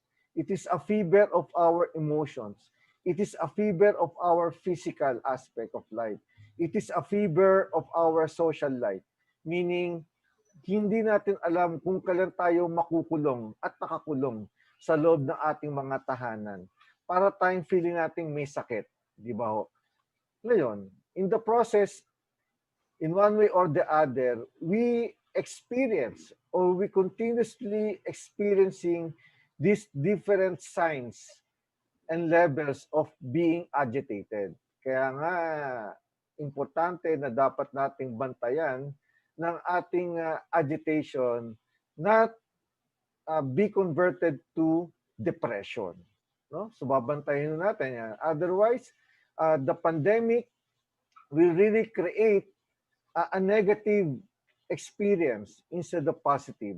But I believe that most of us learned new good things brought about by pandemic, isn't it, guys? And definitely, if we have learned positive experiences from the pandemic period, this will certainly reinforce positive behaviors in ourselves, in our family, in our community. Now, don't forget that we have to undergo a process. And the process should be a process of integration and not a process of disintegration or disengagement in order that we'll be able to achieve positive results. All right? So it is imperative during this period and even in the next months that a leader must always be at the moment, must be on the here and now when others need the most your presence. Sometimes yung manager pa nga o yung supervisor ang nagiging dahilan kung bakit nagiging anxious. There is high level of stress because no less than the superiors create that uncertainty on the lives of people. Now, the question is, does absolute weight matter or not? What's your answer? Does absolute weight matter or not? I think you're right. No? It depends on our mindset. It is okay not to be okay. Ako po may pinagdadaanan din. At marami na po akong pinagdaanan. At kasalukuyang meron akong matinding pinagdadaanan. Natural lang na ako yung malungkot, mag-react. It's okay not to be okay. But I embrace this philosophy. It is not okay to prolong myself to being not okay. So I need to undergo a process. So mga kapatid, kung meron kayong hawak na glass of water dyan, cup of coffee, glass of juice, please raise it. Raise it as high as you can. Regardless kung gaano kadami ang naman po niyan. Try to raise it. Or if you don't have a glass of water, meron ba kayong bottle dyan? Hawakan niyo po at itaas niyo. I can see you, but you can see yourself. Okay? Raise it as high as you can. Does absolute weight matter or not? Yung ba hawak lapis or anything? Now, don't bring it down. Hold it there until my session ends. Joke. So, it depends on how long you hold it. Kaya nga po, it's okay not to be okay, pero wag lang mo tayo magpapakatagal dyan. Now, there is a formula for that. No? We need to continuously connect. Okay, you may bring down your glass of water, your cup of coffee, or anything that you're holding on to. Dahil mangangawit na po kayo. So, ang point ko lang po, hindi po yan sa laki, hindi po yan sa bigat. No? sa tagal po yan kung paano natin i-harbor yung bad feelings na yan. So, hayaan nyo lang siyang lumagpas. Kaya nga, importante sa panahon na to, no, using technology, mas lalo nating dalasan ang ating pag-uusap. Usap tayo, kapatid, kaibigan, kapamilya, kapuso. Sa akin, ang ibig sabihin po ng usap tayo, unang-una, you means ugnayan. Kamukha itong ginagawa natin at ginagawa ng P.A.N.D.E.M.I.C na patuloy tayo nakikipag-ugnayan. At in fact, mas marami nga ang ating naaabot. At nakita ko, 30 minutes ago, we have more than 100 viewers listening and watching through this event. Ugnayan ho tayo. Ngayon, ang ugnayan, importante, yan po ay sinasamahan ng serbisyo na akma sa panahon. So yan po ang ibig sabihin ng usap. Ugnayan at serbisyo na akma sa panahon. So sa papaanong paraan, marami hong pamamaraan. Ang importante, tayo ay lubos na nakikipag-ugnayan. Let's connect to one another. No? Now, we cannot connect to others if we are not connected to ourselves. Nemo dat quod non habet. That's a Latin phrase. We cannot give what we don't have. So, if our heart does not have a love for people, we cannot give love for others. And that is the second commandment of Christ. Love others as you love yourselves. And the first commandment is love God above anything else and anyone in this world. So tayo, as people managers and HR practitioners, it's our mission, all right, to love others. Kaya nga, magtiwala lang ho tayo, no, during this moment, during this period. And remember, na God is most powerful than anyone and anything. No? Kaya nga, Christ assured us. Kaya sabi niya nga, with man, this is impossible, but with God, all things are possible. And this is only a season. Lilipas din po ito. Kita niyo po yung nangyari nung time ng Noah's Ark.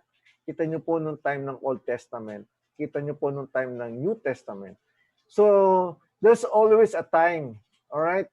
So, kapit lang kapatid. Because God loves us so much. Come to me, all you are weary and burdened, and I will give you rest.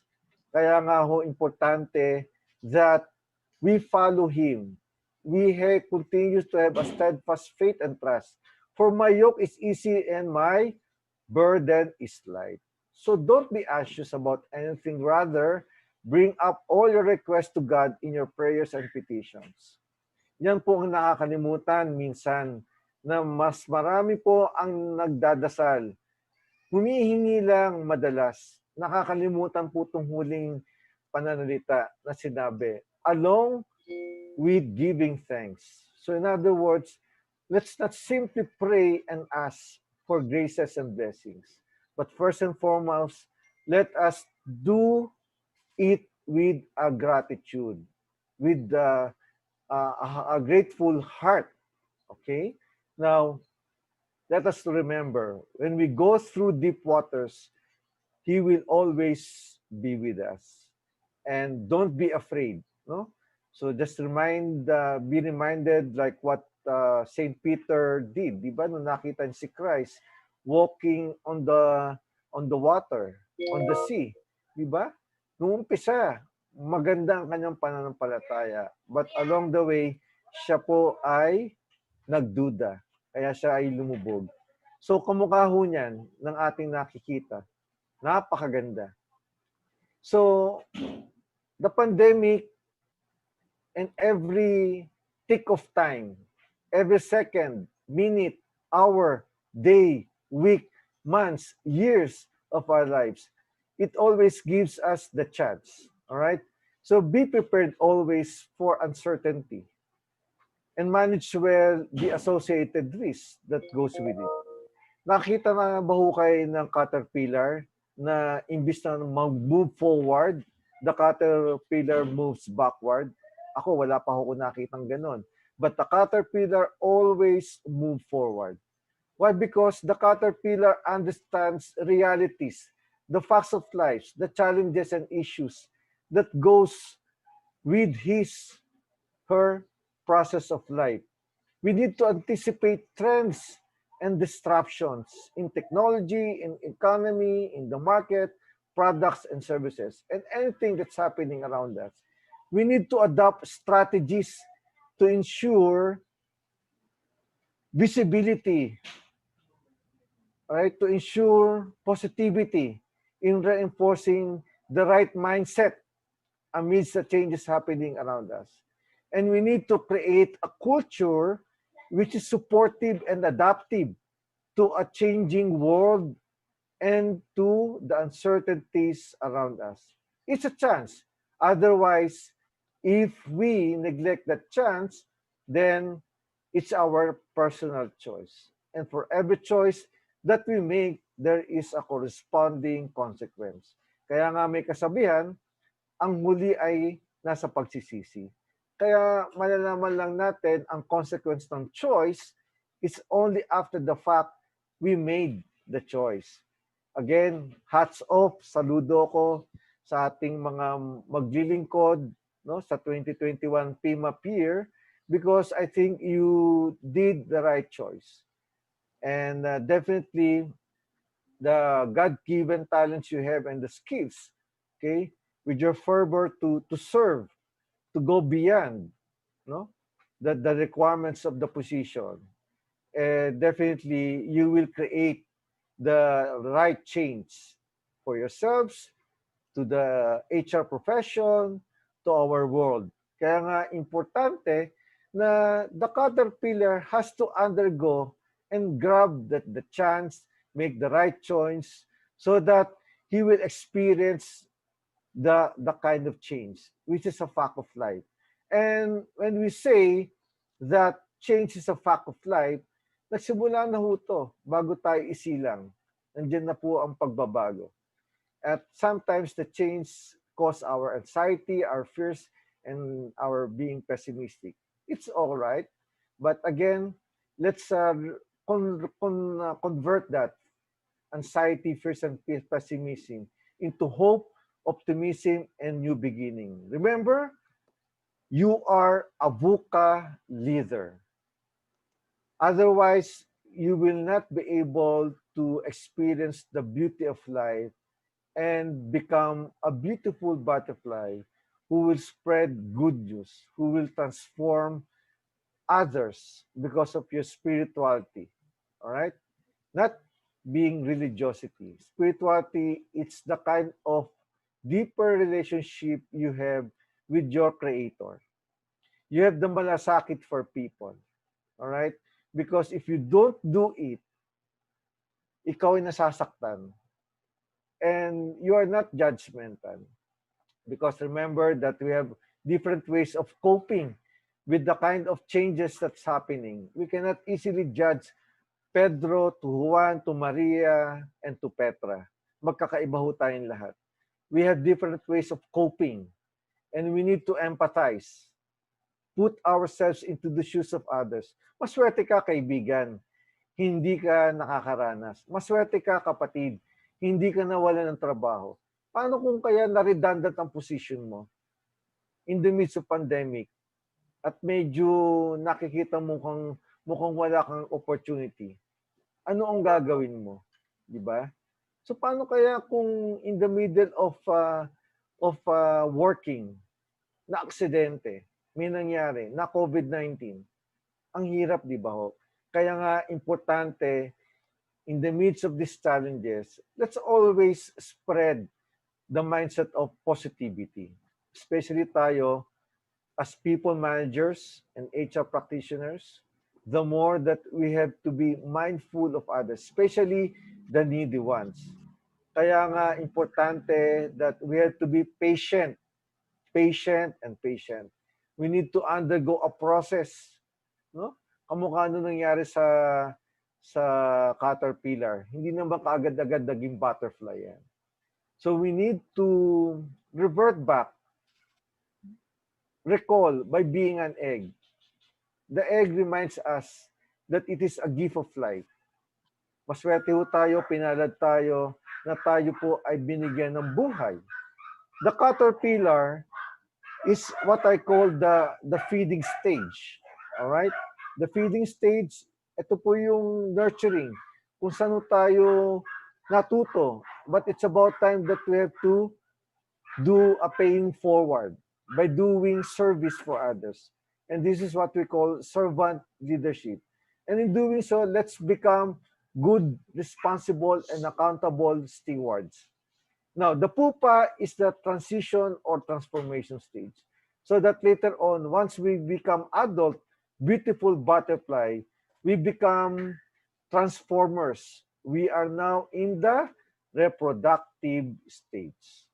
So kapatid, PP Grace at PP JBJ, I'm so interested to hear your insights and reflections, and to all our listeners, please feel free to give your comments and insights.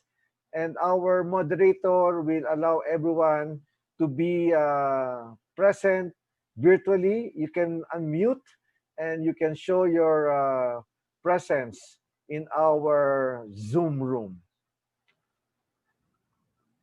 The analogy, the All right. analogy of the analogy of the metamorphosis is a very powerful message conveying the pain that we have to undergo if we want to grow and to learn and to discover the beauty around us. So thank you, past President Obet, for sharing your life by comparing our struggles with the struggle of a caterpillar, how that becomes a butterfly. I think it conveys very strongly the message, and our leaders, our candidates, have to undergo a certain painful transformation as they journey along the very challenging times of the pandemic. I think I have to thank you, past President Obet, for your spirituality, which we need today at these times, and our leaders in PMAP should also somehow learn from what you are trying to teach us today. I am very senior in terms of age compared to you, but I learned much from you yesterday and today, and I am touched by the deep spirituality in the way you live your life. Thank you. Thank you, JBJ. I'm humbled by your comments and your reflections. How about you, PP Grace? So, I think napakaganda nitong presentation na to, no? Kasi it started with the struggle of a caterpillar and it became beautiful in the end.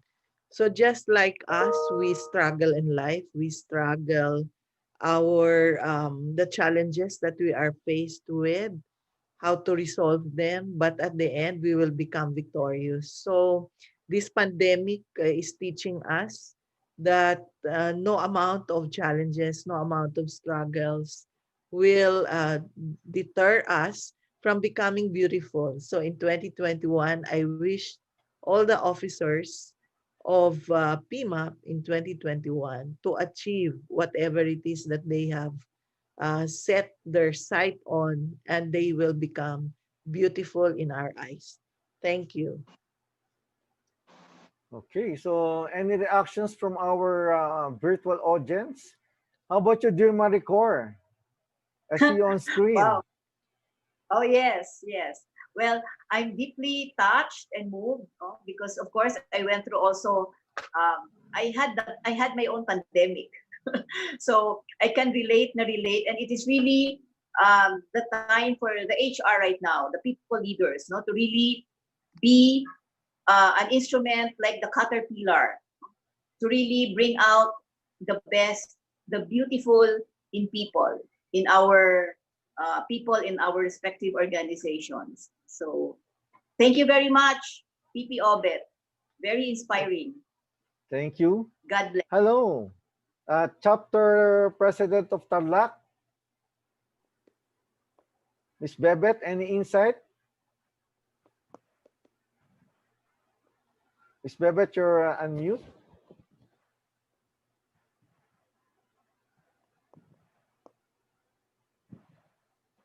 Ms. Bebet, we cannot hear you. Sorry, unmute pala. I was inspired by your messages today, especially when you mentioned about these uncertainties. They bring stress, it's true, and anxiety. But if we pray to God and leave it up all to God, these anxieties will be gone.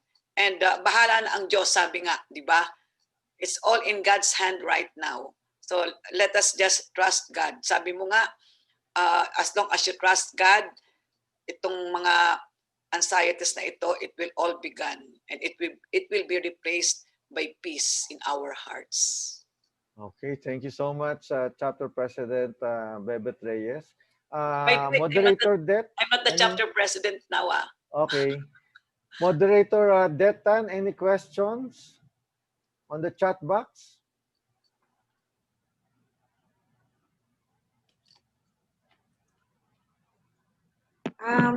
So far, it's more on appreciating your presentation. No question yet, Past President Obed. Thank you so much. I'd like to hear the reflections of our incoming. Yeah, very positive ako dyan, ha? My very good friend, our Vice President and Conference Chair for this year, Lynn Muki. Hello, Lynn. Past President Obed, it's always wonderful to listen to you. There's actually a request in the chat box, in the question and answer portion, asking for a copy of your presentation. I believe our participants would love to be able to share this as well with the people in their offices that they work with. You know what? I believe that like the butterfly, we will fly soon. We can consider this time of a pandemic as our time of being in a cocoon because we are in a quarantine. We can't leave our houses. So in a way, we're cocooned in our houses. But it will be our time for preparation. And one day soon we will fly and show our transformation within ourselves as people in our personal lives. I'm sure each of us are being transformed by the trials that we go to.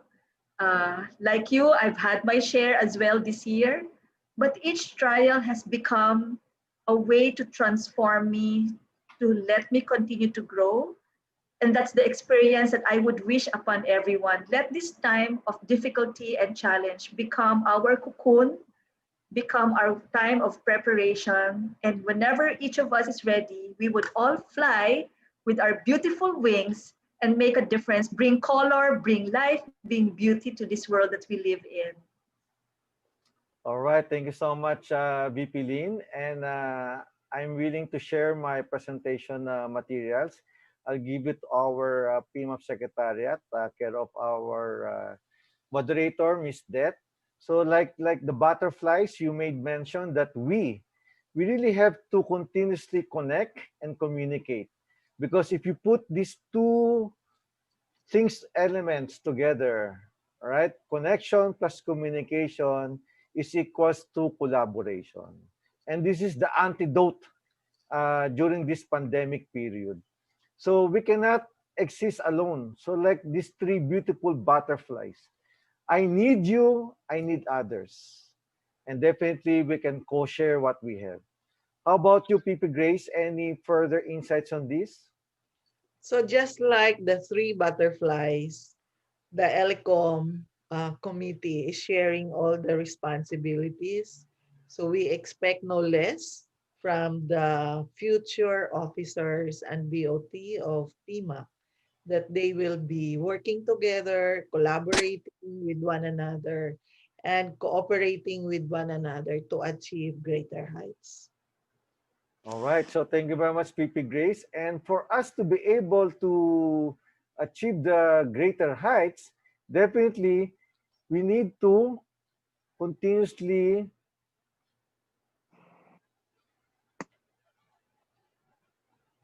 We need to continuously embrace leadership. All right. So when we say leadership, what is one thing that comes into your mind? Leadership.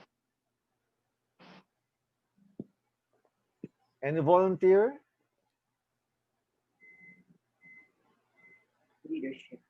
Top of mind. When you hear the word leadership. Selfless. Selfless, correct. What else? Steward. Steward. Servanthood. Servanthood. Thank you. Walking the talk. Walking the talk. Thank you. Anything else? Competence. Competence. All right. So everything that you, what's the last answer? Inspiration. Inspiration.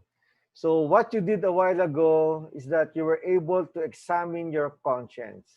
And I think action speaks louder than words. So whatever people see in us in terms of actions, more than words, it reflects the kind of principles that we embrace.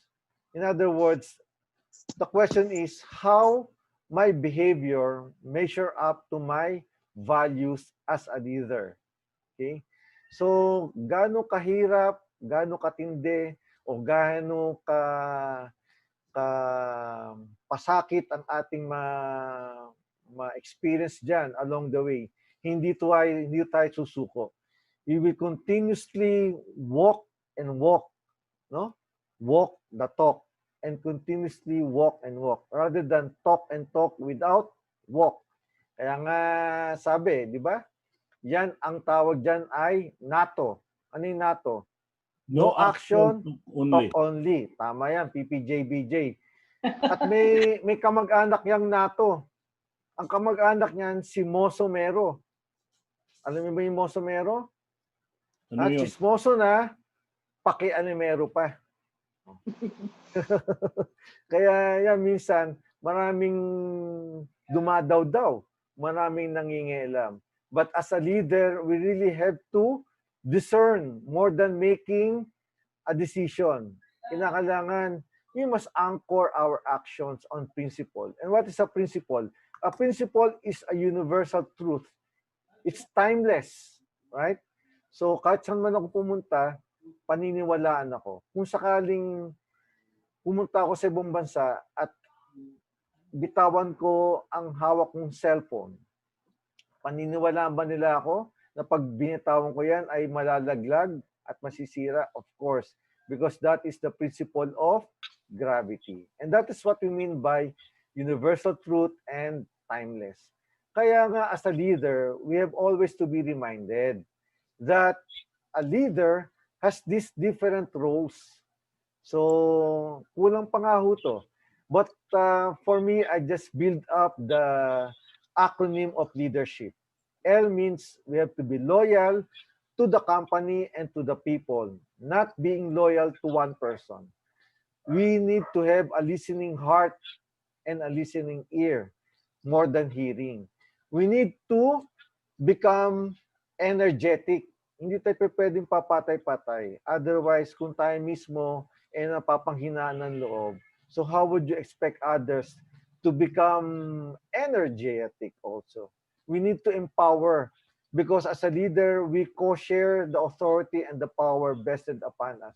We need to develop others to become leaders too. We need to become approachable, no? No? Hindi pa pwedeng medyo may superiority complex ka or star complex. We need to become diligent. No? In the process, diligence means discipline. We need to engage everyone. We need to become respectful and reliable. We need to become sincere. From the heart, we need to become honest, helpful. Ito, we have to safeguard our character, where integrity lies. And lastly, we need to be proactive and passionate in everything that we do. Because as a leader, we have to continuously inspire others. Because I believe Without inspiration, people will not follow you as a leader. Without inspiration, people will follow you because of fear. People will follow you because of your position in your organization, but not as a leader. Because of inspiration, people are motivated. And there are three levels of motivation. The first level is external or extrinsic motivation, something that comes from outside. Money, trophy, public accolade, no? Promotion, car, wealth. These are forms of external motivation. But sometimes this external motivation really lasts shorter, more than what you think, no? But the second level of motivation, even without these external motivation factors, I do it because of love. Why are you working? Why are you extending your time at work? Ba't pa kayo nagpapakahirap? It's not for yourselves. It's for your family, for your loved ones. Because you love them. And that's what I call internal or intrinsic motivation. Kahit hindi ako bigyan ng palakpak, pat on the back by my boss, by others, I don't care because I do it out of love. But the highest form of motivation is transcendental motivation. What is the best excellent example of intrinsic of transcendental motivation? That is service. Servant leadership, that is stewardship. Because if we combine inspiration, motivation, people will naturally be persuaded to perform. They will go beyond what is required of them because they are inspired, motivated, and persuaded, convinced to perform beyond what is required. And that is what this leadership is all about.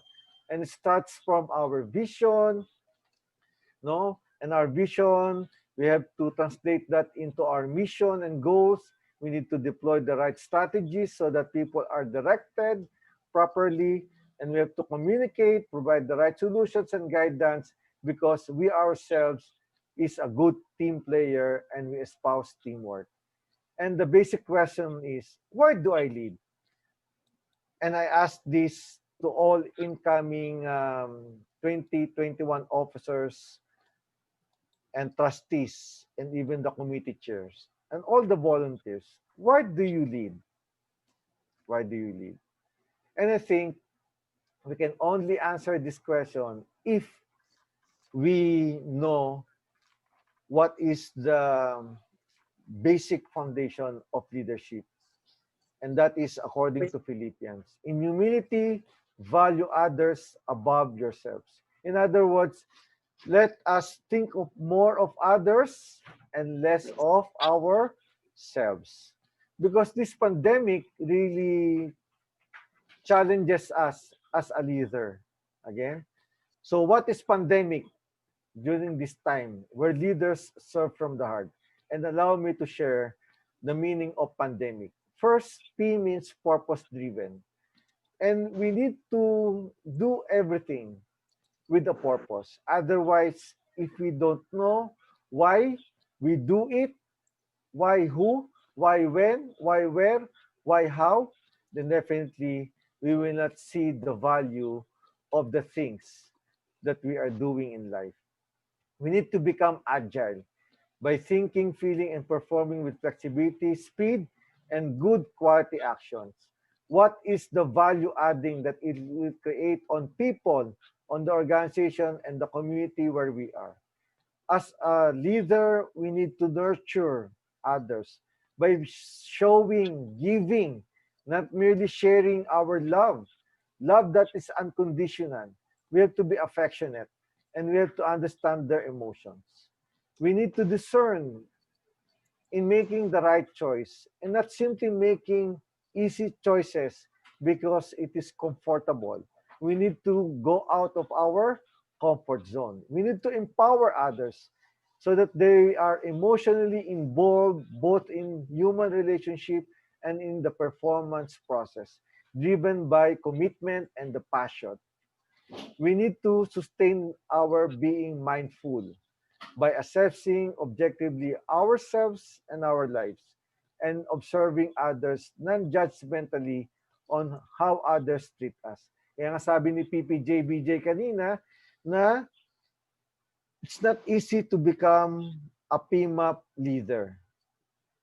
Damn you do, damn if you don't. Totoo ho yan. Maniwala ho kayo. But don't mind them. Defy limits and perform beyond the ordinary. And when I say defy limits, don't put your own limit yourself. The second type of limit, you believe in the limit set on you by others. And the third type of limit, you have both. You have your self-imposed limit and you believe the limit set on you by others. Believe on yourself. That's the only way. Defy limits so that you perform beyond the ordinary. Adopt a positivity mindset because you need to continuously ignite so that people feel being valued, trusted, respected because of malasakit. And lastly, have a compassionate heart. All right? By having that emotional engagement, motivation, kindness, and perseverance, and warmth of your character. As a compassionate leader, you listen with enchantment. Always treat each engagement, each moment as it is the first time that you will listen to his or her problem or her concern so that we'll be able to do the appropriate actions. Again, pandemic is where leaders serve from the heart. Purpose-driven, agility, nurture, discipline, empower, mindfulness, ignite, and compassion. This is where our leadership will be put into test. And I believe that if we do it from the heart, you will never go wrong. And we will surpass this pandemic period more than the negativity that's happening around us. Okay? So let's focus on the mission. We have a mission here. It is a purposive mission so that we experience communion. Communion means community. We are united because we have a common goal, we have a common will, we have a common heart, and that is to serve, to love one another. So at this point, let us always remember that leadership, okay, influence culture and culture shapes people. So kung anong ginagawa ng nakakatanda, hindi ko sinabi ng ginagawa ng matanda ho, kung ano pong ginagawa ng nakakatanda, yan po ang ginagawa ng bata.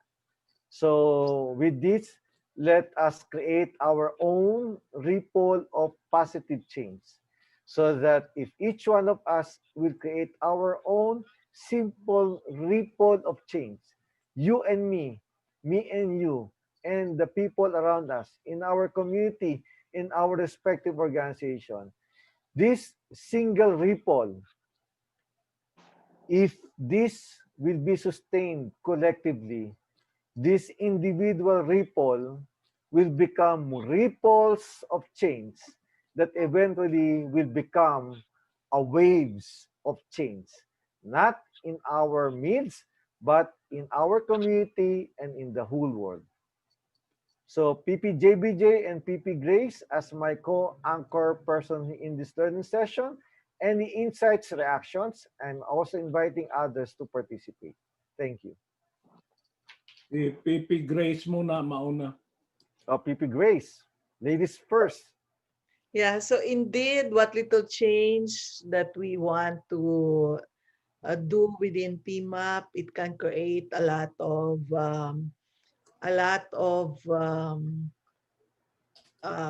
positive emotions. So we can probably look into the learnings from this presentation of past President Obet and will be inspired on how we can run our association for next year. Thank you, PP Grace. How was the PP JBJ? Okay, I think that we have to congratulate you and express our thanks to you for going out of your way, despite the fact that we know that currently you have a personal experience that brings you some disillusionment, and yet you are able to inspire all of us, including me.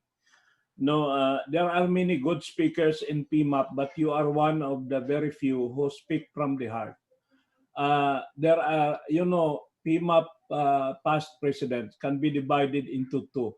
The cerebral ones and the ventricular. You are one of the very few ventricular because although you are also an intellectual, but you always speak from the heart and you are very spiritual. And for that, I admire you.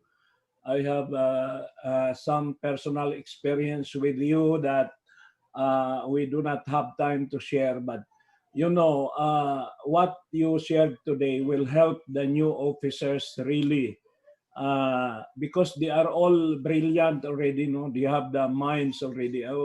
What the need is really spiritual guidance from you.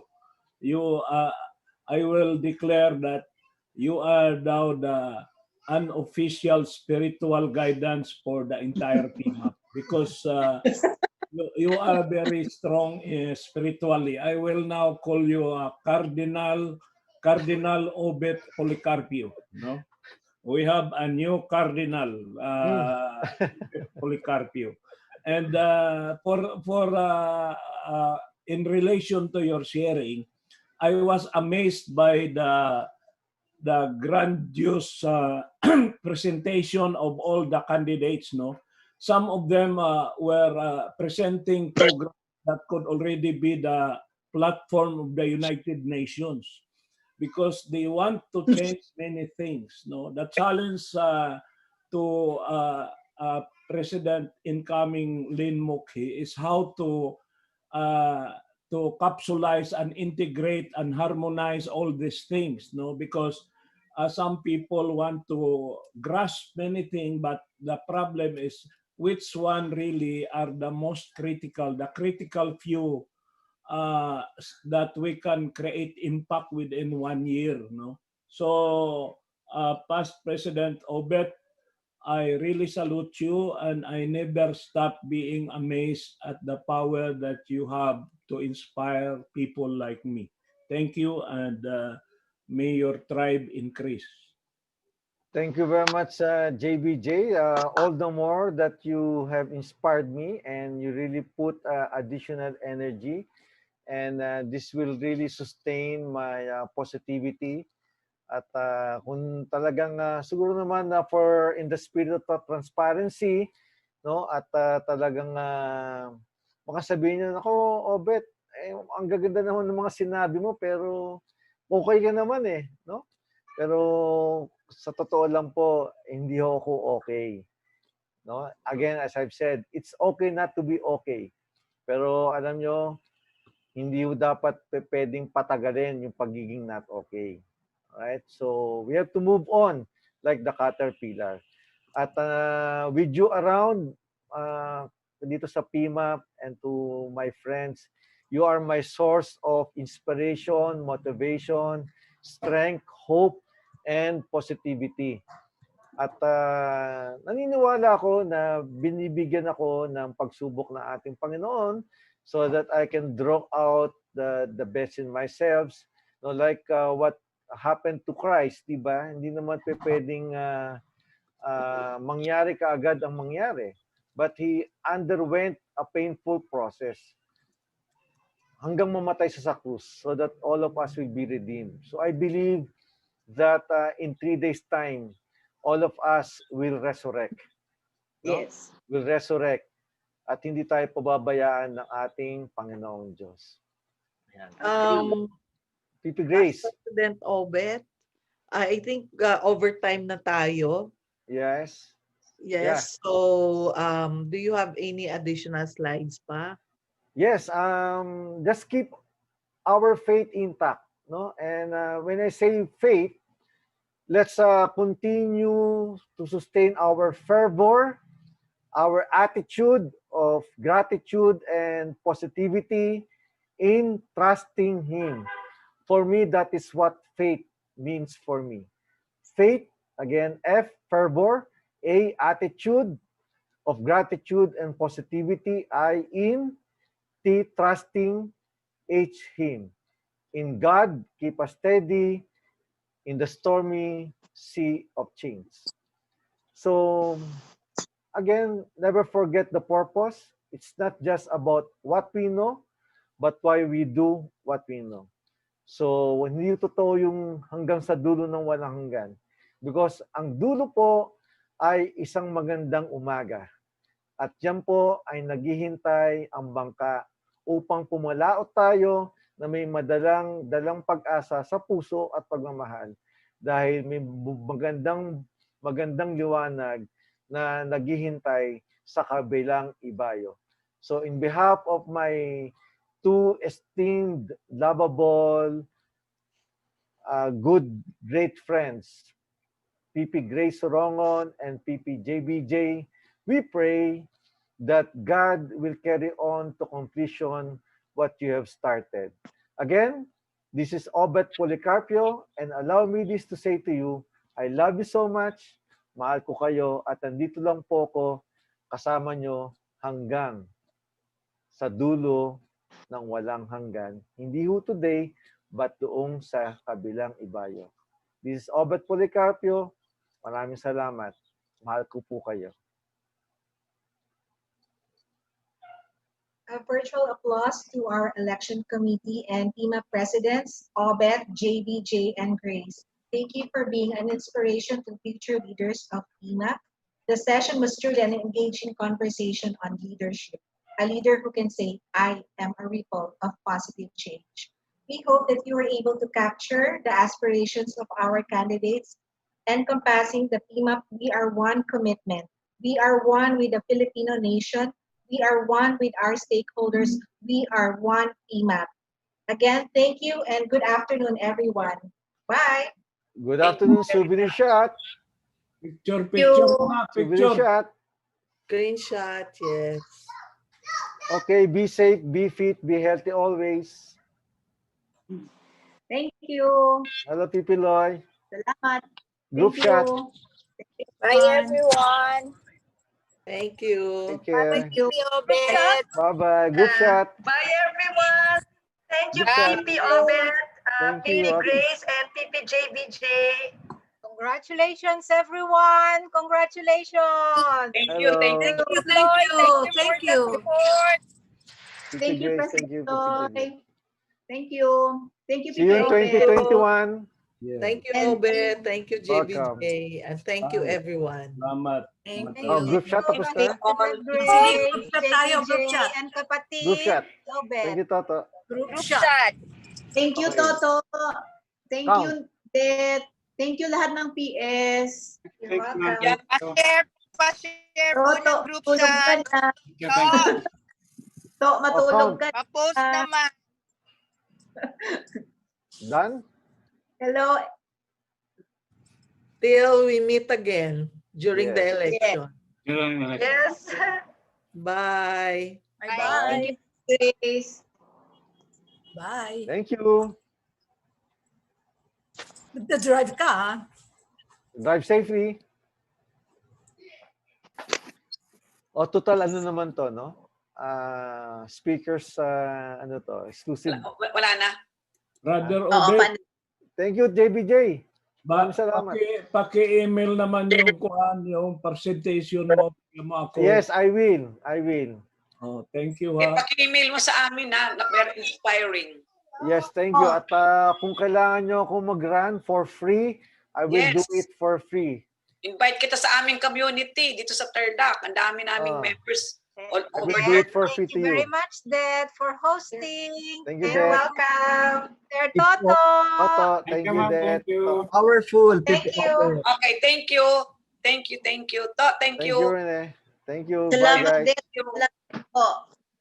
You're welcome, Trustee Maricors. Be safe, everyone. Yeah, be safe.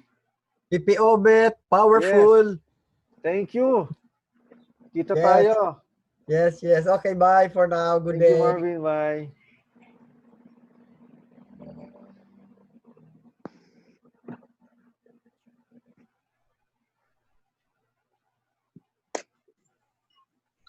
Yun ko na po. Toto, salamat uli ha.